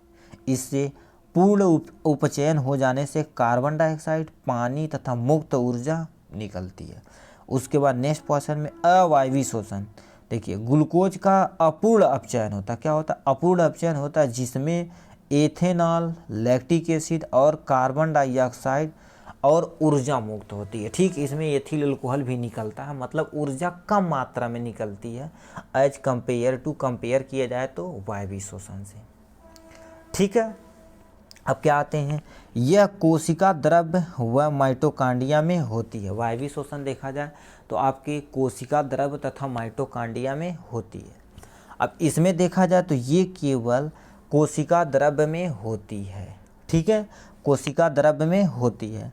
अब देखिए, अधिक ऊर्जा उत्पन्न होती है किसमें, इसमें अधिक ऊर्जा, कितना देखो बोले ना, इसमें अधिक ऊर्जा लगभग कितना 36 ATP, और एक्चुअली देखा जाए तो टोटल मिलाकर टोटल 38 ATP होता है। ठीक है, चलिए 36 ATP वायवीय श्वसन में और 2 ATP, देखो कम ऊर्जा इसमें प्राप्त होती है, जिसमें केवल और केवल 2 ATP बनती है। अब किसी को ATP नहीं पता तो ATP के बारे में आप सुन लीजिए थोड़ा सा। इसका पूरा नाम होता है एडिनोसिन ट्राई फास्फेट होता है। ठीक है, आप लिख लीजिएगा। ठीक, यहाँ ई लगा दीजिएगा। ठीक, लास्ट में सबसे TE, मतलब एडेनोसिन ट्राईफॉस्फेट, इसका फुल नेम होता है। जैसे हम कंप्यूटर को कुछ भी दे दें तो क्या लेगा, बाइनरी नंबर लेगा। उसी तरह हमारे शरीर को कुछ भी दे दे तो उसका जो सेल है वो क्या करेगा, ATP ही लेगा। ठीक, ATP ही लेगा। तो ये था अंतर वायवीय और अवायवीय श्वसन में अंतर। ठीक है, चलिए अब नेक्स्ट पॉइंट पे अपने चलते हैं। ठीक, अब देखिए ये था इसके बारे में। अब हम मानव श्वसन में कैसे लेता है उसे देखते हैं। तो ये देखिए इतनी प्रक्रिया थी। अब ये जो फ्लो डायग्राम दिया इसी को हम क्या कर देते हैं, पहले डायग्राम देखते हैं आपका। ये आज जो आदमी है कैसे सांस लेता है। ठीक, तो इसे देखेंगे हम, फ्लो डायग्राम पे चलेंगे, अपना आप भन्ने से हो जाएगा। देखिए ये आपके पास क्या है, नली है, नाक है, नाक के द्वारा क्या ले लिया, ऑक्सीजन ले लिया, और यहाँ से कहाँ पर पहुँच आया, इसका ये 2 फेफड़ा है। ठीक, फेफड़े में चला आया। देखो क्या दिया वहाँ पर, ग्रास नली, जो भोजन को ले रहे हैं तो ग्रास नली, जब सांस को लेंगे हवा के द्वारा तो उसे हम क्या बोलेंगे, एक्चुअली श्वसन नली बोलेंगे। ठीक है, यहाँ से आपका याद हो गया। इतनी सारी याद भी नहीं रखना, कोई टेंशन ही नहीं है मेरे भाई, ज़्यादा नहीं याद रखना, मतलब मेन पॉइंट आपको लिखना जो एग्ज़ाम में आप अच्छे से लिख सकें। ठीक, तो ये आपका छोटा सा डायग्राम हो गया। ठीक है, डायग्राम हो गया। अब यहाँ से हम देखते हैं, देखिए यहाँ से लिखा, देखो क्या दिया, मानव में श्वसन, यहाँ से स्टार्ट करते हैं। देखो नाक द्वार के क्या लिया, ऑक्सीजन अंदर चला गया। ठीक, ऑक्सीजन यहीं पर हम बनाते चलते हैं, आप अपने हिसाब से बनाते हैं। देखो नाक द्वार, तो हमारे पास क्या हो गया, ये नाक हो गया। उसके बाद नीचे आते हैं, ग्रसनी हो गई, तो जो हम ग्रसनी किसे कहते हैं, जिसमें ऑक्सीजन आराम से जाता है। ठीक, यहीं पर हमारा क्या होता है, ये कंठ होता है। ठीक, चलिए कंठ भी हमने बना दिया, ग्रसनी के बाद कंठ हो गया। उसके बाद श्वास नली, ये हमारी पूरी मिलके क्या बनाती है, श्वास नली हो गई। ठीक, उसके बाद कहाँ पर चले आए, ठीक, उसके बाद कहाँ चले आए, यहाँ से देखा जाए तो कहाँ पर चले आए, देखिए उसके बाद क्या हो गए, देखो श्वास नली में चले आए। उसके बाद कहाँ पे जाए, फेफड़े में चले। तो यहीं पर हम क्या करेंगे, एक प्यारा सा फेफड़ा बना दिया जाए। ठीक है, ये वाला डायग्राम अभी थोड़ा सा कॉम्प्लिकेटेड है। ठीक, देखिए कहते ये वाला देखा जाए तो यहाँ से ऐसे हल्का सा, ये जो लेफ़्ट साइड वाला होता है, ठीक, हल्का दबा होता है, क्योंकि हार्ट हल्का सा लेफ़्ट साइड की तरफ धंसा होता है। ठीक, ये हमारा ये हृदय हो गया, हृदय नहीं एक्चुअली फेफड़ा हो गया। देखिए फेफड़ा हो गया। ठीक, देखिए करिए श्वास नली से कहाँ पर, यह स्वानिका में चला है। स्वानिका यहाँ पर जो होती है, जो बीच वाली होती है, यहाँ पर चली आई। फेफड़ा, ये एक फेफड़ा, 2 फेफड़ा, ये लेफ्ट वाला है, ये राइट वाला है। ठीक, दाहिना बायां समझते हैं ना, इसे हो गया। उसके बाद कहाँ पर चला आया, आपका लास्ट में पहुँच आया कुपीक में, मतलब जो ये बनाया गया था इसी में क्या होता है, ऐसे सुमा संरचना होती है, इसे बनाते हैं। ठीक, देखो लास्ट में क्या होता है, कुपीक वाला रीजन, जो आपका कोशिका यहाँ पर जो छोटी छोटी धागा नुमा संरचना होती है, जो अंगूर नुमा संरचना होती है ऐसे, उसी को क्या बोला जाता है, कुपीक बोला जाता है। और ये रुधिर वाहिकाओं से क्या होते हैं, मिल जाती है। यहीं पर हमारा ब्लड ऐसे सप्लाई कर देता है, ऐसे जाता है तो ऑक्सीजन इसके अंदर चला जाता है, कार्बन डाइऑक्साइड इसके हमारे लंग्स में, मतलब फेफड़े में चला जाता है, जो आराम से बाहर निकाल दिया जाता है। ठीक है, ये इसके बारे में था। ठीक है, अब कुपिका यदि नहीं समझ में आएगा, देखिए यहाँ छोटा सा डायग्राम है, उससे आप देख लिए कुपिका, मतलब ये जो लंग्स के अंदर है इसे क्या मैग्नीफाई करके अंगूर नुमा संरचना को क्या बोलते हैं हम, कुपिका बोलते हैं। ठीक, ये हो गया। ठीक, अब इसमें ये डायफ्राम, ये नीचे वाला रीजन है, बहुत इंपॉर्टेंट रोल करता है। ठीक है, मतलब बहुत ही महत्वपूर्ण है। ठीक, अब मतलब वो जो डायग्राम बना है उसी को आप क्या कर दीजिएगा, उसी को डिफाइन आपको कर देना है, बस इतना ही करना है आपको। ठीक है, ठीक, चलिए नेक्स्ट पॉइंट पे चलते हैं। नेक्स्ट पॉइंट क्या दे रखा है, मानव में श्वसन। ठीक, मानव में श्वसन क्या देखा जाए तो 2 तरह का होता है, एक होता अंतः श्वसन और एक हमारा क्या होता है, उच्च श्वसन होता है। ठीक, अब क्या क्या होता है देखिए, पहला देखा जाए अंतः श्वसन, ये भी जो पूछा गया वो भी सभी बहुत इम्पोर्टेंट है। लिखा है अंतः श्वसन। ठीक है, अंतः श्वसन नाम से ही पता है, जो अंदर श्वसन होता है। अंतः श्वसन के दौरान यानी वृक्षी गुहा फैलती है, क्या होती है, गुरुच्छु, हमारे जो अंदर की जो गुहा है, जो अंगूर नुमा संरचना थी, वो क्या कर देती है, बढ़ती है। ठीक, क्योंकि यदि गुब्बारा यदि फुलाएगा तो क्या उसमें ऑक्सीजन भरेगा, तो उसी से जो आपका अंगूर नुमा संरचना उसमें हवा भर जा रही है। और इसमें देखा जाए तो आपकी वृक्षी गुहा में मूल आकार की वापसी आ जाती है। ठीक, इसमें देखो कभी अंदर जब लिया गया तो फूल गया, अब बाहर यदि निकाला जाता है तो क्या हो जाएगा, आपका वो वापसी पिचक जाएगा। ठीक, वो अपने मूल रूप में आ जाएगा। अब लिखा है नेक्स्ट पॉइंट, पसलियों से संलग्न कोशिका सिकुड़ती हैं। देखिए ऐसे देखो करिए, अरे अंदर सांस ले लेंगे तो क्या हो जाएगी, वो सिकुड़ेगी, और इसमें पसलियाँ क्या होगी, शिथिल होगी। ठीक, ये वाला जो नीचे वाला ऐसे डायफ्राम जिसे हम बोल रहे थे, वही कहने का मतलब हड्डियों के बारे में बोल रहा है। वक्ष ऊपर तथा बाहर की ओर गति करते हैं। जब हम अंतर श्वसन ऑक्सीजन लेते हैं तो हमारा सीना क्या हो जाता है, फूल जाता है ना। आज ये करिए अनुलोम विलोम यार, जैसे वो करते हैं, कौन है, बाबा रामदेव भाई। ठीक, अब देखिए वक्ष अपने स्थान पर वापस आ जाता है। जब हम क्या कर देते हैं, ऑक्सीजन को बाहर निकाल देते हैं तो हमारा अपने स्थान पर आराम से आ जाता है। ठीक, नेक्स्ट एंड फाइनल पॉइंट देखते हैं। लिखा रहता है गुहा में वायु का दाब कम हो जाता है और वायु फेफड़े क्या हो जाते हैं, वे फेफड़े भर जाती हैं। जब अंदर ऑक्सीजन चला आएगा पूरी तरह से तो हम क्या कर जाएगा, हमारा पूरा फेफड़ा भर जाएगा। ठीक है, पूरा फेफड़ा भर जाएगा। इसमें उच्च श्वसन में क्या होता है, गुहा में वायु का दाब बढ़ जाता है और वायु यानी कार्बन डाइऑक्साइड फेफड़े से बाहर आराम से चली जाती है। ये दाब के कारण से होता है। ठीक है, और एक टर्मोलॉजी आती है विसरण वगैरह, उसके कारण से भी होता है। ठीक है, तो ये था आपके श्वसन के बारे में पूरी जानकारियाँ।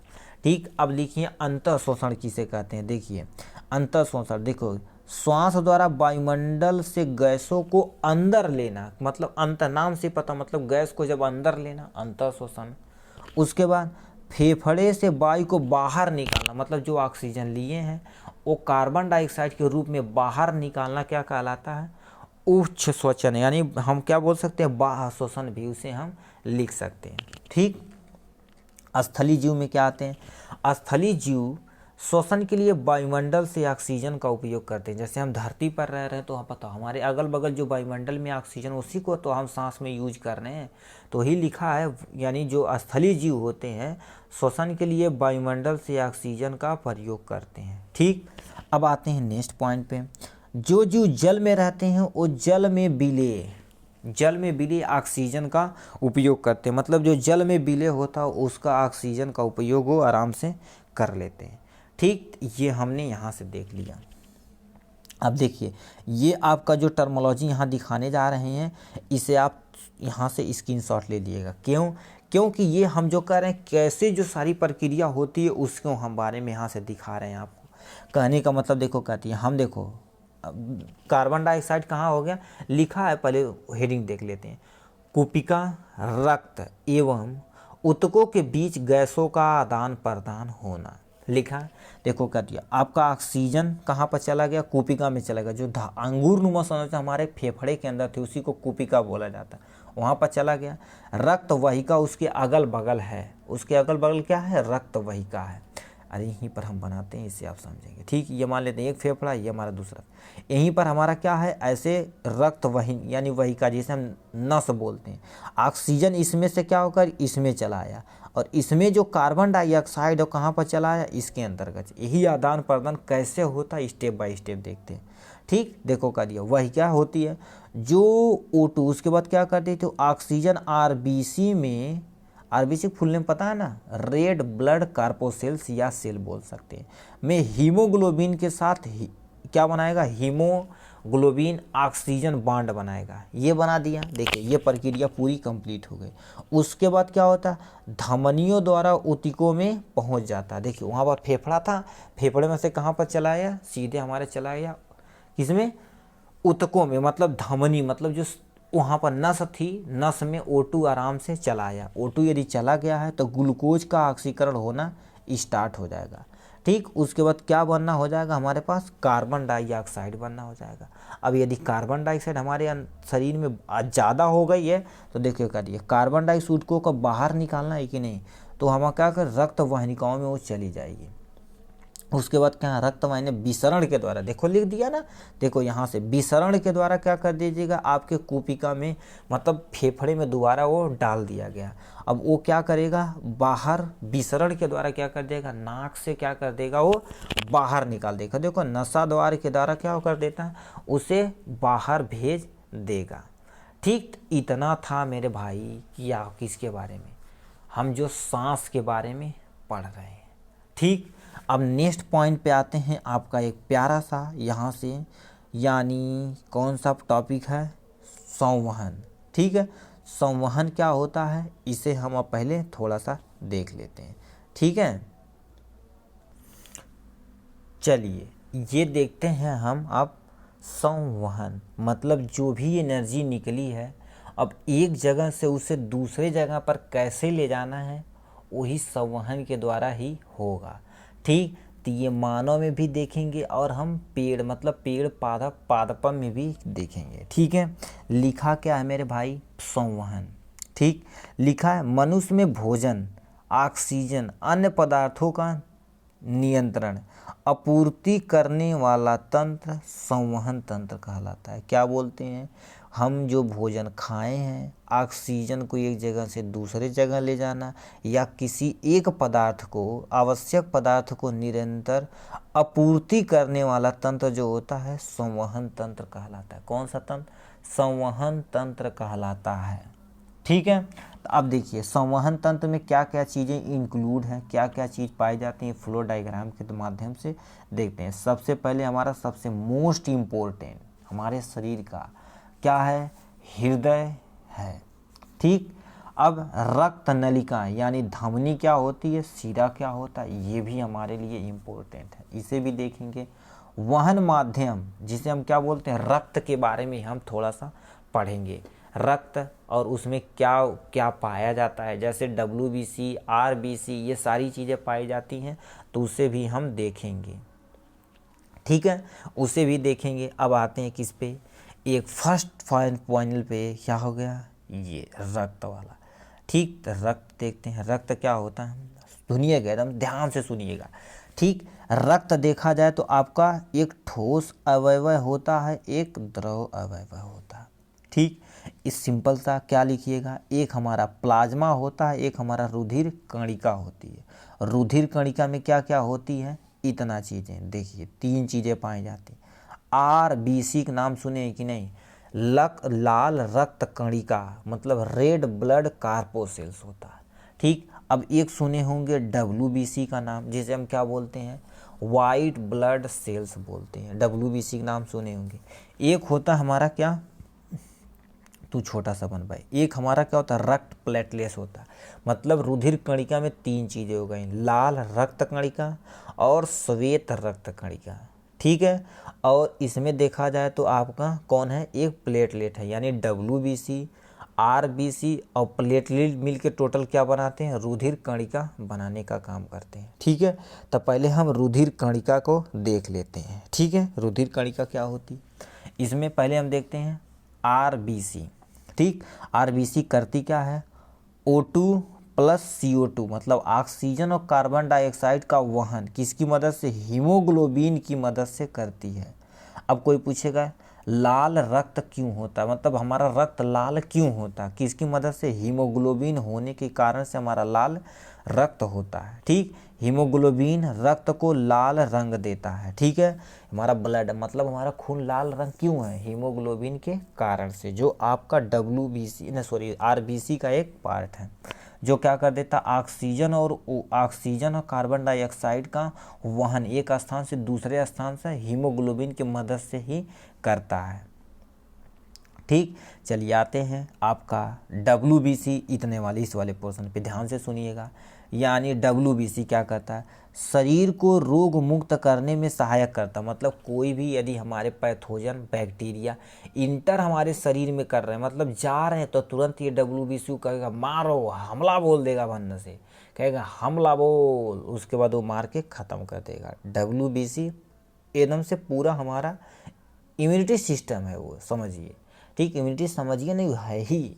ठीक है, तो ये लड़ने में मदद करता, कोई बीमारी रहे। ठीक है, अब प्लेटलेट क्या कर देता है, सुनिए, अब प्लेटलेट क्या कर देता है, सुनिए भी इसके बारे में। रक्त को थक्का बनाने में सहायता करता है, कौन, प्लेटलेट। अब एक कहानी आपको यहाँ से प्यारा सा बताते हैं। ये मान लेते हैं आपका क्या है, क्या है, स्किन है, मतलब चमड़ी है। यहाँ से मान लेते हैं यहाँ पर कट गई है। ठीक, प्लेटलेट नुमा, देखिए नाम से ही प्लेटलेट, तो यहाँ पर क्या आ गई, जाल नुमा संरचना बना दी कि प्लेटलेट। अब RBC है और एक WBC। RBC देखा जाए तो यानी इस शेप का होता है, तो इन्हीं के जो ऐसे जो संरचना बनाई गई है उसमें जाके क्या हो जाएंगे, आराम से ऐसे फंस जाएंगे। ठीक, फंस जाएंगे, आराम से फंस गए। हमारा खून रुकना बंद, यानी खून बहना बंद हो गया। WBC कोई भी रोग यदि है तो उसके लड़ने में मदद करेगा। तो ये स्किन के ऊपर है, तो स्किन के ऊपर एक ऐसी पतली पन्नी लगा देगी जो आगे चल के क्या हो जाएगी, काला हो जाएगी और हम आराम से निकाल देंगे। ठीक, हमारा तो यही तीनों मिल के क्या कर देते हैं, खून को रोकने में मदद करते हैं। ठीक है, खून को रोकने में मदद करते हैं। अब आते हैं किसमें, प्लाज्मा में। लिखा है पीले रंग का तरल पदार्थ जिसमें 90% जल होता है। पीले रंग का आपका जो पदार्थ होता है, तरल पदार्थ होता है जिसमें 90% जल होते हैं, तथा शेष अवयव प्लाज्मा प्रोटीन और एल्बुमिन आपका ग्लोब्यूमिन अजैविक में देखा जाए खनिज तत्व पाए जाते हैं। मतलब प्लाज्मा क्या होता है, पीले रंग का खून का जो पीला रंग होता है, पीले रंग का तरल अवयव होता है जिसमें 90% क्या होते हैं, केवल जल होता है। ठीक, अब इसमें क्या होते हैं, प्लाज्मा में एक्चुअली देखा जाए तो प्रोटीन होते हैं, एल्बुमिन होता है, ग्लोबुलिन होता है और अजैविक खनिज लवण, सारे चीज़ ये प्रेजेंट इसके अंतर्गत होता है। किसमें, प्लाज्मा के अंतर्गत।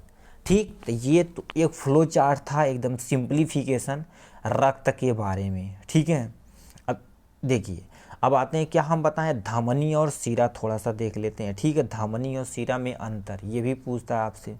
ठीक, क्या लिखा है, पहले देखा जाए धमनी, ऑक्सीकरण रुधिर को हृदय से शरीर के विभिन्न अंगों तक ले जाना क्या करना, ये धमनी हो जाता। एक जगह अपवाद है, उसमें कहाँ, जो आपकी फुफ्फुदी यानी फुफ्फुस धमनी होती है, वो भी इसका अपवाद है। जहाँ पर क्या होगा, अभी लिखा है हृदय ऑक्सीकृत ऑक्सीजन को और रुधिर को, मतलब जिसमें ब्लड में क्या हो गया, यदि हमारा ऑक्सीजन जुड़ा रहेगा तो उसे हम क्या बोलते हैं, ऑक्सीकृत रुधिर बोलते हैं। ये केवल और केवल धमनी ले जाने का काम करती है, एक जगह छोड़ के, अपवाद वाला। ठीक, अब आते हैं शिरा पे। शिरा विभिन्न अंगों से अनाक्षित रुधिर एकत्रित करके वापस हृदय को ले जाता है। ये क्या कर देता है, ये पूरे शरीर से ब्लड को क्या कर देता है, रुधिर को इकट्ठा करता है और हृदय को ले जाने का काम करता है कौन, ये शिरा। ठीक है, एक जगह इसका भी अपवाद है, फफूद यानी फुफ्फुस शिरा, मतलब जो आपकी फेफड़े जगह पाई जाती है, दोनों वहाँ पर एक अपसेप्शन अपवाद की तरह ही काम करते हैं। अपने ही समझ लीजिए उल्टा हो जाते हैं, इसका ये जो यहाँ पर हम पढ़ रहे हैं। ठीक है, अब आते हैं किसमें, धमनी की भित्ति मोटी व अधिक लचीली होती है और इसमें देखा जाए शिरा की भित्ति कम मोटी तथा कम लचीली होती है। ठीक, अब देखा जाए धमनी में किसी भी तरह का वाल्व नहीं होता और इसमें वाल्व होता है। ठीक, नेक्स्ट पॉइंट पे आते हैं। लिखा है यह सतही नहीं होते हैं, ऊतकों के नीचे पाई जाती हैं। ठीक, ये ऊतकों के नीचे पाई जाती हैं और ये क्या होते हैं, सतह पर पाए जाते हैं, शिरा सतह पर पाए जाते हैं। ठीक, इसीलिए देखो लड़कियां वगैरह होती हैं भन्ना से हाथ काट लेती हैं, नहीं करेंगी, काट प्यार मोहम्मद में धोखा देंगे तो भन्ना से काट देंगे। शिरा कट रहा है कहाँ जी, धमनियाँ काटो तो पता चलेगा, मरा जाएंगे। ठीक, तो ये टोटल था किसके, धमनी और शिरा में अंतर। आप यहाँ से प्यारा सा स्क्रीनशॉट ले सकते हैं। ठीक, चलिए अब नेक्स्ट पॉइंट पे आते हैं। नेक्स्ट पॉइंट का एक फ्लो चार्ट दे रखा है आपका, कौन सा ब्लड कहाँ से कहाँ तक जाता है। ये देखिए क्या हो गया, ये आपके पास फेफड़ा हो गया। ठीक, क्या लिखा है, यही अपवाद वाला था, देखो यहाँ पर अपवाद क्या लिखा है, फुफ्फुस शिरा जो बी ऑक्सीजनित, मतलब अभी तुरंत ऑक्सीजन उसे मिल रहा है। ठीक, बी ऑक्सीजनीकृत रुधिर को कहाँ पर ले जाता है, हमारे बायां अलिंद में ले जाता है। किसमें, बायां अलिंद में ले जाता है। ठीक है, बायां अलिंद में देखो यहाँ पर एरो देखिएगा मेरे भाई, देखिए एरो यहाँ से गया और यहाँ पर चला आया। ठीक, एरो गया बायां अलिंद में, चला, बायां अलिंद में किसे ले गया, उठा के देखो करिए नीचे दिया, किसे, बायां अलिंद नीचे वाले बायां निलय को दिया है। ठीक है, निलय को दिया है। अब ये क्या कर देता, देखो पूरे शरीर में क्या करेगा, ब्लड को ले जाएगा। कौन ले जाएगा, धमनी, जो क्या होते बी ऑक्सीकृत, अभी भी इसमें ऑक्सीजन प्रेजेंट है। ठीक, पूरे शरीर के अंग को उठा के ये ऑक्सीजन को क्या करेगा, देगा। उसके बाद क्या लिखा है, उसके बाद देखो पूरे ऑक्सीकरण के लेगा। उसके बाद देखो करिए, अभी धमनी का काम खत्म, अब शिरा का काम स्टार्ट हो गया। ठीक, तो यहाँ पर देखिए सीरा क्या कर देता, ऑक्सीजनेटेड ब्लड को क्या कर देता, एक जगह से, देखिए देखो शरीर में चला गया तो जाहिर सी बात डीऑक्सीजनेटेड ब्लड हो गया, मतलब उसमें ऑक्सीजन नहीं है। ठीक, देखो अब यहाँ से कहाँ पर चला गया, ये ऑक्सीजनेटेड यानी डीऑक्सीजनेटेड ब्लड को कहाँ पर ले जाएगा, जिसमें ऑक्सीजन नहीं है, किसे ले जाएगा, बायां अलिंद को ले जाएगा। बायां अलिंद देगा दायां नीलय को, देखो दायां नीलय को देगा, दायां नीलय उठा के क्या करेगा, भाना से फेंक देगा, किसे, फेफड़े में, किसकी मदद से, धमनी की मदद से। मतलब स्टार यहाँ पर आप लगा लीजिए, एक स्टार आप यहाँ लगा दीजिए, जिसमें क्या होता है, अपसेप्शन होता, अपवाद होता है। ठीक है, ये दोनों, ठीक है, यहाँ पर एक स्टार कम, 2 स्टार, 3 स्टार लगा दी, 1 स्टार, 2 स्टार, आपका 3 स्टार, यहाँ से आपका, यही अपवाद है, जहाँ पर स्टार लगा यही अपवाद है, नहीं तो सब जगह जैसे पढ़े वैसे ही होता है। ठीक है, तो ये था फ्लो चार्ट, कैसे आपका ब्लड एक जगह से दूसरे जगह पर ऑक्सीजन तथा कार्बन डाइऑक्साइड को लेकर घुमाता है। ठीक है, चलिए आप प्यारा सा स्क्रीनशॉट ले लीजिए, नीचे चलते हैं। ठीक है, लिखा है मानव शरीर में चित्र द्वारा क्या कर देगा ना, समझाना, मानव शरीर में रुधिर परिसंचरण दर्शाने के लिए रेखांकित चिन्ह, मतलब ये आपका प्यारा सा हृदय है, इसी को क्या कर देना, लिखना है। मानव हृदय एक पंप की तरह होता है जो सारे शरीर में रुधिर को क्या कर देता है, परिसंचरण होता है। ठीक, मतलब एक पंप के समान होता है। जैसे आपके घर में वायरिंग हुई है तो आपके घर मोटर लगा होगा जो क्या कर देता, धकाधक पानी कहाँ पर पहुँचा देता है, टंकी में पहुँचा देता है, और जहाँ सप्लाई करना है आराम से हम क्या कर देते हैं, टोटी खोल देते हैं, भर्र से पानी निकल जाता है। उसी तरह से सेम टू सेम ये भी होता है। ठीक है, ये होता है। अलिंद की अपेक्षा नीलय की पेशी भित्ति, मतलब जो आपका पेशी अंदर वाली जो ये भित्ति है, दीवार है, वो क्या होती है, मोटी होती है, क्योंकि नीलय के पूरे शरीर में अधिक रक्तचाप को भेजना रहता है। ठीक है, इसीलिए जो आपका अलिंद की अपेक्षा देखा जाए, नीलय जो होता है थोड़ा सा मोटा होता है, क्योंकि पूरे शरीर में ब्लड को भेजना है तो क्या रहेंगे, थोड़ा सा तगड़े रहेंगे, जिससे क्या होगा, आराम से फटे नहीं, फटता तो रेयर केस भी है। ठीक है, मगर फटेगा नहीं, क्योंकि उसे पूरे शरीर में क्या कर देना, चाप के द्वारा, रक्तचाप के द्वारा क्या कर देना, ब्लड को भेजना है। ठीक है, तो ये आपका था। अब नीचे अब छोटा सा एक डायग्राम है, ये हृदय का डायग्राम है। ठीक है, जो आप ऊपर पढ़े वही आप बनाइएगा, ऐसे क्या करिएगा। ठीक है, देखिए क्या लिखा है, यही आपका छोटा सा डायग्राम बना दीजिएगा, समझा दीजिएगा, बायां अलिंद दायां अलिंद ऐसे क्या कर दिएगा, ऐसे काट दीजिएगा। ठीक है, ये आपका हो गया। ठीक, ये देखो का दिया बायां अलिंद, तो यहाँ लिख दीजिएगा बायां अलिंद, ये बायां नीलय तो नीचे बायां नीलय हो जाएगा, नीलय हमेशा नीचे रहेगा। देखिए यहाँ पर भी नीलय, यहाँ पर भी नीलय, इसमें नीलय हो जाएगा। उसके बाद क्या हो जाएगा, अलिंद अलिंद, अब दायां बायां तो अपने अनुसार भी आप क्या करते हैं, हाथ से ही देख सकते हैं।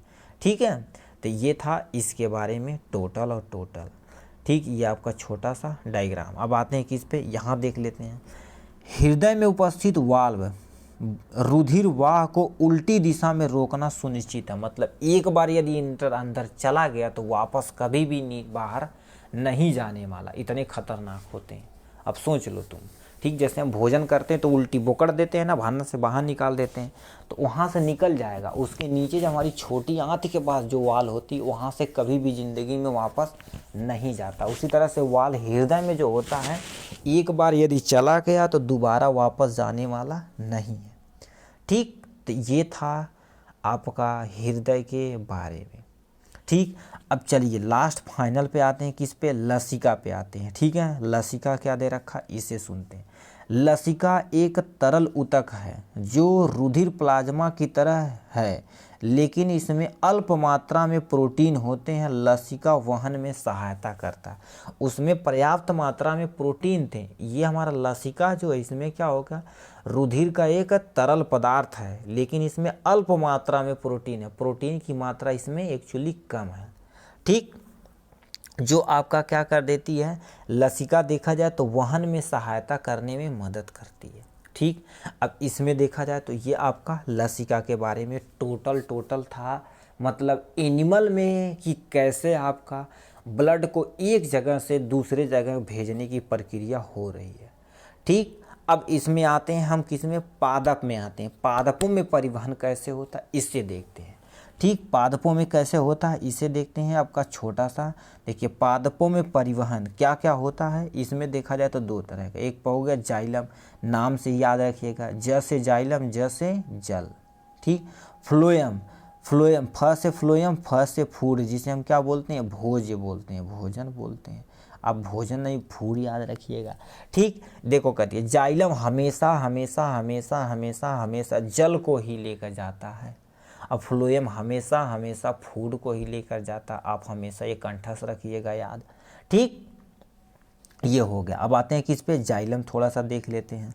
अब इन्हीं के पार्ट हम जाइलम वगैरह सारा देखकर ख़त्म कर देंगे। ठीक, लिखा है देखिए, कहते हैं जाइलम पादप तंत्र एक अवयव है जो मृदा से प्राप्त जल और खनिज लवणों का वहन करता है, जबकि फ्लोएम पत्तियों द्वारा प्रकाश संश्लेषण के उपस्थित भोजन के अन्य भागों को क्या कर देता है, एक जगह से दूसरे जगह पर वहन कराने में मदद करता है। लिख दिया देखो, जाइलम जल को ले जाता है जो आपका जमीन में मृदा में पाया जाता है, जल तथा खनिज को ले जाने का काम करता है। फ्लोएम फूड ले जाने का काम करता है, भोज्य पदार्थों का। ठीक, इतना हो गया। अब लिखें, जड़ व मृदा के मध्य आयन सांद्रता सांद्रण के अंतर के चलते जल मृदा से जड़ों में प्रवेश कर जाता है। इसी के साथ एक जल स्तंभ निर्माण हो जाता है जो कि जल को लगातार ऊपर की ओर ढकेलता रहता है। ठीक, यही दाब जल के ऊंचे वृक्ष के भाग तक पहुंचाता है। ठीक, लिखा का है ये 3 लाइन जो अंडरलाइन की है, सुनिए ध्यान से एक इजी वे में। मान लेते हैं हमारे पास क्या हो गया, ये एक बड़ा सा पेड़ हो गया। ठीक, इनमें देखिए क्या होता है, नीचे पानी की मात्रा क्या है, ज़्यादा है, तो इनमें क्या कर देता है, ऐसे सुनिए, यहाँ से क्या हो गया, यहाँ से ऊपर बल्ब यानी पानी ले जाता है। कौन, जाइलम की मदद से लेता है। एक बार यदि चला गया तो लगातार वो धक्का देकर वो सीधे ऊपर चलता चला जाता है। इसके लिए हम जो बोल रहे धक्का देना, ये नॉर्मल बात नहीं है। BSc करेंगे आप तो उसमें क्या करेंगे, एकदम जितनी भी थ्योरी इस पे कम से कम 4-5 थ्योरी है, वो क्या करेंगे, सब एक्सपेरिमेंट आपको पढ़ना पड़ेगा कि जल कैसे ऊपर चला जाता है। ठीक, हमारे जैसे घर में तो मोटर भरने से लगा दिए, बटन टीपे, भरने से पानी टंकी भर गया। तो प्लांट में कौन ले जाता है, तो इसके लिए बहुत बड़ी बड़ी मैकेनिज्म होती है, जो थ्योरी होती है चलती है। ठीक, आपको केवल इतना ही याद रखना, जाइलम जल को ले जाता है, बस। ठीक है, अब क्या लिखा है, अब देखिए एक टर्मोलॉजी आती है वाष्पोत्सर्जन। यहाँ से आप क्या करिएगा, ये पॉइंट आप अंडरलाइन करिए। क्या लिखा है, यही जल पादप के जली वायवीय भागों द्वारा वाष्प के रूप में वातावरण में विलीन हो जाता है। इस प्रक्रम को क्या करते हैं, वाष्पोत्सर्जन कहलाते हैं। बोले ना, वाष्प का उत्सर्जन होना वाष्पोत्सर्जन कहलाता है। ठीक, इसी को क्या कर देंगे, हम यहाँ से देख लेते हैं। ठीक, अब लिखा क्या, यानी लिखा इस प्रक्रम द्वारा पौधों को निम्न रूप सहायता मिलती है। ठीक, वाष्पोत्सर्जन क्यों होता है इसे सुनते हैं। देखिए, जल के अवशोषण एवं जल की पक्तियों तक जल और विलेय खनिज लवणों का ऊपरी मुखी गति में सहायता करता। बताओ, यदि ऊपर से पानी लॉस हो रहा तो जाहिर सी बात क्या होगा, एक कनेक्ट बन चुका है, जिससे क्या होगा, आराम से वो पानी को खींचता चला जाएगा। ठीक है, अब लिखा है पादप इससे क्या करते हैं, पौधों में ताप नियमित रूप से सहायता करता, मतलब जो भी टेम्परेचर है मेंटेन रहता है। ठीक है, ये हो गया। अब सुनिए, यहाँ से भोजन एक स्थान से दूसरे स्थान पर कैसे जाता है। लिखा, प्रकाश संश्लेषण के विलेय पदार्थों का वहन स्थानांतरण कहा लेते हैं। यह फ्लोएम ऊतक द्वारा होता है, मतलब भोजन को अब एक जगह से दूसरे जगह ले जा रहे हैं। ठीक, स्थानांतरण देखो कर दिया, स्थानांतरण पत्तियों में भोजन के शेष भागों के उपमुखी तथा अधोमुखी दोनों सिरों में उपस्थित होता है। मतलब ये प्लांट के देखा जाए तो कहाँ पर, पत्तियों वाले रीजन पे फ्लोएम पाया जाता है, जो आराम से क्या कर देता है, किसी भी चीज़ का जो भोजन है एक स्थान से दूसरे स्थान पर भेजने का काम करता है पौधों में। ठीक है, ठीक, अब फ्लोएम के आते हैं। फ्लोएम द्वारा स्थानांतरण ऊर्जा के रूप में होता है। अंतः ग्लूकोज फ्लोएम ऊतक में ATP ऊर्जा का प्रसारण बल द्वारा स्थानांतरित की जाती है। जैसे उसमें क्या होता है, हम मोटर घर में लगाएं तो बिजली देते हैं, पैसा लगाते हैं ना, तो उसी तरह से एटीपी ये हमारा कौन देता है, एटीपी की मदद से आराम से ये चला जाता है। ठीक है, तो इसमें हमारा था एटीपी के बारे में। अब पौधों में स्थानांतरण हम देख लिए, और क्या देख लिए, मानव में स्थानांतरण देख लिए। ठीक, अब लास्ट एंड फाइनल आपका पॉइंट बता है उत्सर्जन। ठीक है, उत्सर्जन हम देखते हैं, आपका प्यारा सा एक टॉपिक है और लास्ट एंड फाइनल है। ठीक, अब बहुत भी इम्पोर्टेंट भी है। ठीक, उत्सर्जन यानी मानव में उत्सर्जन कैसे होता है, इसे ध्यान से सुनिए। अब पहले डिफिनेशन देखते हैं, सबकी एक सटीक डिफिनेशन देखें तो सब इसकी भी एक सटीक डिफिनेशन देखेंगे। उसी एनर्जी के साथ, जिस एनर्जी से हम स्टार्ट किए थे, उसी एनर्जी के साथ आपको पूरे वीडियो में बना रहना, जिससे ज़्यादा से ज़्यादा आपका बेनिफिट होगा। ठीक, जानते हैं समय ज़्यादा हो गया, मगर क्या करेंगे, एग्ज़ाम है, ज़िंदगी है, कुछ सीखना है, एक नई उत्साह के साथ हमेशा लगे रहिए, कोई भी काम करिए। ठीक, लिखा है वह जय प्रक्रम जिसमें जीवों में उपापचयी क्रियाओं में जनित हानिकारक नाइट्रोजन युक्त पदार्थों का निष्कासन उत्सर्जन कहलाता है। देखो कितना सटीक लिखा है ना। ठीक, उसी को क्या बोलते हैं, उत्सर्जन बोलते हैं। अब इसमें क्या होता है, जो भी अवशिष्ट पदार्थ होता है हमारे शरीर से यदि बाहर निकाला जा रहा है किसी न किसी के मदद से, तो उसी को क्या बोलते हैं, उत्सर्जन बोलते हैं। ठीक, ये आपके पेड़ भी करते हैं और आदमी भी करते हैं। ठीक, पहले आदमी का देखा जाए, यहाँ से देखा जाए तो हमारे अंदर क्या पड़ता है, निम्न, यही आपको किडनी के बना देना एकदम अच्छे से। ठीक है, ये देखो कहती है, देखो ये आपका ये नुमा संरचना है, जिसे हम क्या बोलते हैं, बीन्स नुमा संरचना होती है, उसी को क्या बोला जाता है, किडनी बोली जाती है। ठीक, अब देखिए एक जोड़ा हमारे पास किडनी होती है, एक जोड़ा ब्रिक होती है, किडनी होती है, और एक जोड़ा मूत्र वाहिनियाँ होती है। देखो कहती है यहाँ से नली आ रही है ना, नली आ रही है, एक जोड़ा होता है, एक इधर से एक इधर से। एक हमारा क्या होता है, मूत्राशय होता है। देखिए कहते हैं यहाँ पर एक टंकी है, ठीक है, टंकी है जिसे हम ब्लैडर बोलते हैं, यूरिनरी ब्लैडर बोलते हैं। ठीक है, यहाँ पर आपके क्या हो जाएगा, स्टोरेज हो जाएगा, मतलब रखा रहता है। ठीक, किडनी में देखो फिल्टर करके बना रहा है, इन्हीं नली के द्वारा क्या कर दिया जाएगा, ये जो नली है इसी के द्वारा क्या कर दिया, इसमें हमारा इकट्ठा कर दिया जाएगा। ठीक, जब हमें त्यागने की यानी पेशाब त्यागने की बाहर की हमें इच्छा होगी तो अपने एक हम यूरिथ्रा द्वारा बाहर निकाल देंगे। मतलब आपको प्यारा सा डायग्राम इतना सारा नहीं गोचना है, नहीं तो उसमें आप कंफ्यूज हो जाएंगे, नंबर भी नहीं पाएंगे। आपको सटीक यही चीज़ें लिखना है। 2 किडनी देखो करिए, ये किडनी बना देना है, उसके बाद क्या कर देना, ऐसे बना देना संरचना। ठीक, उसके बाद एक यूरिनरी ब्लैडर बना देना और एक छोटा सा क्या कर दे, यूरिथ्रा, जो बाहर की तरफ निकालने का काम करती है पेशाब को। ठीक, तो ये ही हमारा इतना डायग्राम था। चलिए अब इस पे देख लेते हैं, आपका लास्ट एंड फाइनल है मेरे भाई। ठीक, लिखा है देखिए ब्रिक में मूत्र बनने के बाद मूत्र वाहिनियों में होता है और मूत्राशय एकत्रित करता है। जो ब्लैडर है, जो थैली, वो इकट्ठी कर रही है। अब इकट्ठा होने के बाद क्या करते हैं, मूत्र बनने का उद्देश्य रुधिर में हानिकारक पदार्थों को छान कर बाहर निकाल दिया जाता है। जो भी हानिकारक पदार्थ है छान कर क्या कर दिया था, बाहर निकाल दिया जाता, तभी हम एकदम अच्छे से रहते। इसीलिए पानी आप प्रॉपर अमाउंट में पीते रहिए, जिससे क्या होगा, ज़्यादा से ज़्यादा हमारा क्या होगा, ब्लड प्यूरिफिकेशन आराम से हो जाएगा। ठीक, मतलब पीजिए पानी, साफ पानी आप पीजिए। ठीक, अब क्या लिखा है, नीचे देखते हैं, नीचे देखते हैं क्या लिखा है। लिखा है देखिए, ब्रिक में मतलब किडनी में मूत्र यानी जो मूत्र निर्माण प्रक्रिया कैसे होती है, इसके लिए थोड़ा सा यहाँ से देखते हैं। ठीक, देखिए ब्रिक की संरचनात्मक व क्रियात्मक इकाई को क्या बोलते हैं, नेफ्रॉन बोलते हैं। ठीक, अब नेफ्रॉन किसे बोलेंगे, सटीक पूछेगा नेफ्रॉन किसे कहते हैं, तो क्या बताइएगा, किडनी की जो संरचनात्मक और क्रियात्मक इकाई होती है उसी को क्या बोला जाता है, ब्रिकांड या नेफ्रॉन उसे हम बोलते हैं। ठीक, ब्रिकांड में मुख्य इतने भाग होते हैं, कौन कौन, यहाँ से देखते हैं। ठीक है, यहाँ देखते हैं, पहले देखा जाए तो आपका कोशिका गुच्छ जिसे हम क्या बोलते हैं, ग्लोमेरुलस बोलते हैं। ठीक, अब ये क्या होती है, ये एक पतली भित्ति वाला रुधिर कोशिका का गुच्छा होता है। ठीक, अब इसी के अंदर क्या होता है, बायुमन कैप्सूल होता है, लिखा बोमेन स्पूट होता है, और तीसरा देखा जाए तो नलिकाकार भार होता है और जो कि संग्राहक वाहिनियाँ होती हैं। इतने इसके पार्ट हो गए, एक किडनी के पार्ट हो गए। ठीक, इतने आपके किडनी के टोटल पार्ट होते हैं।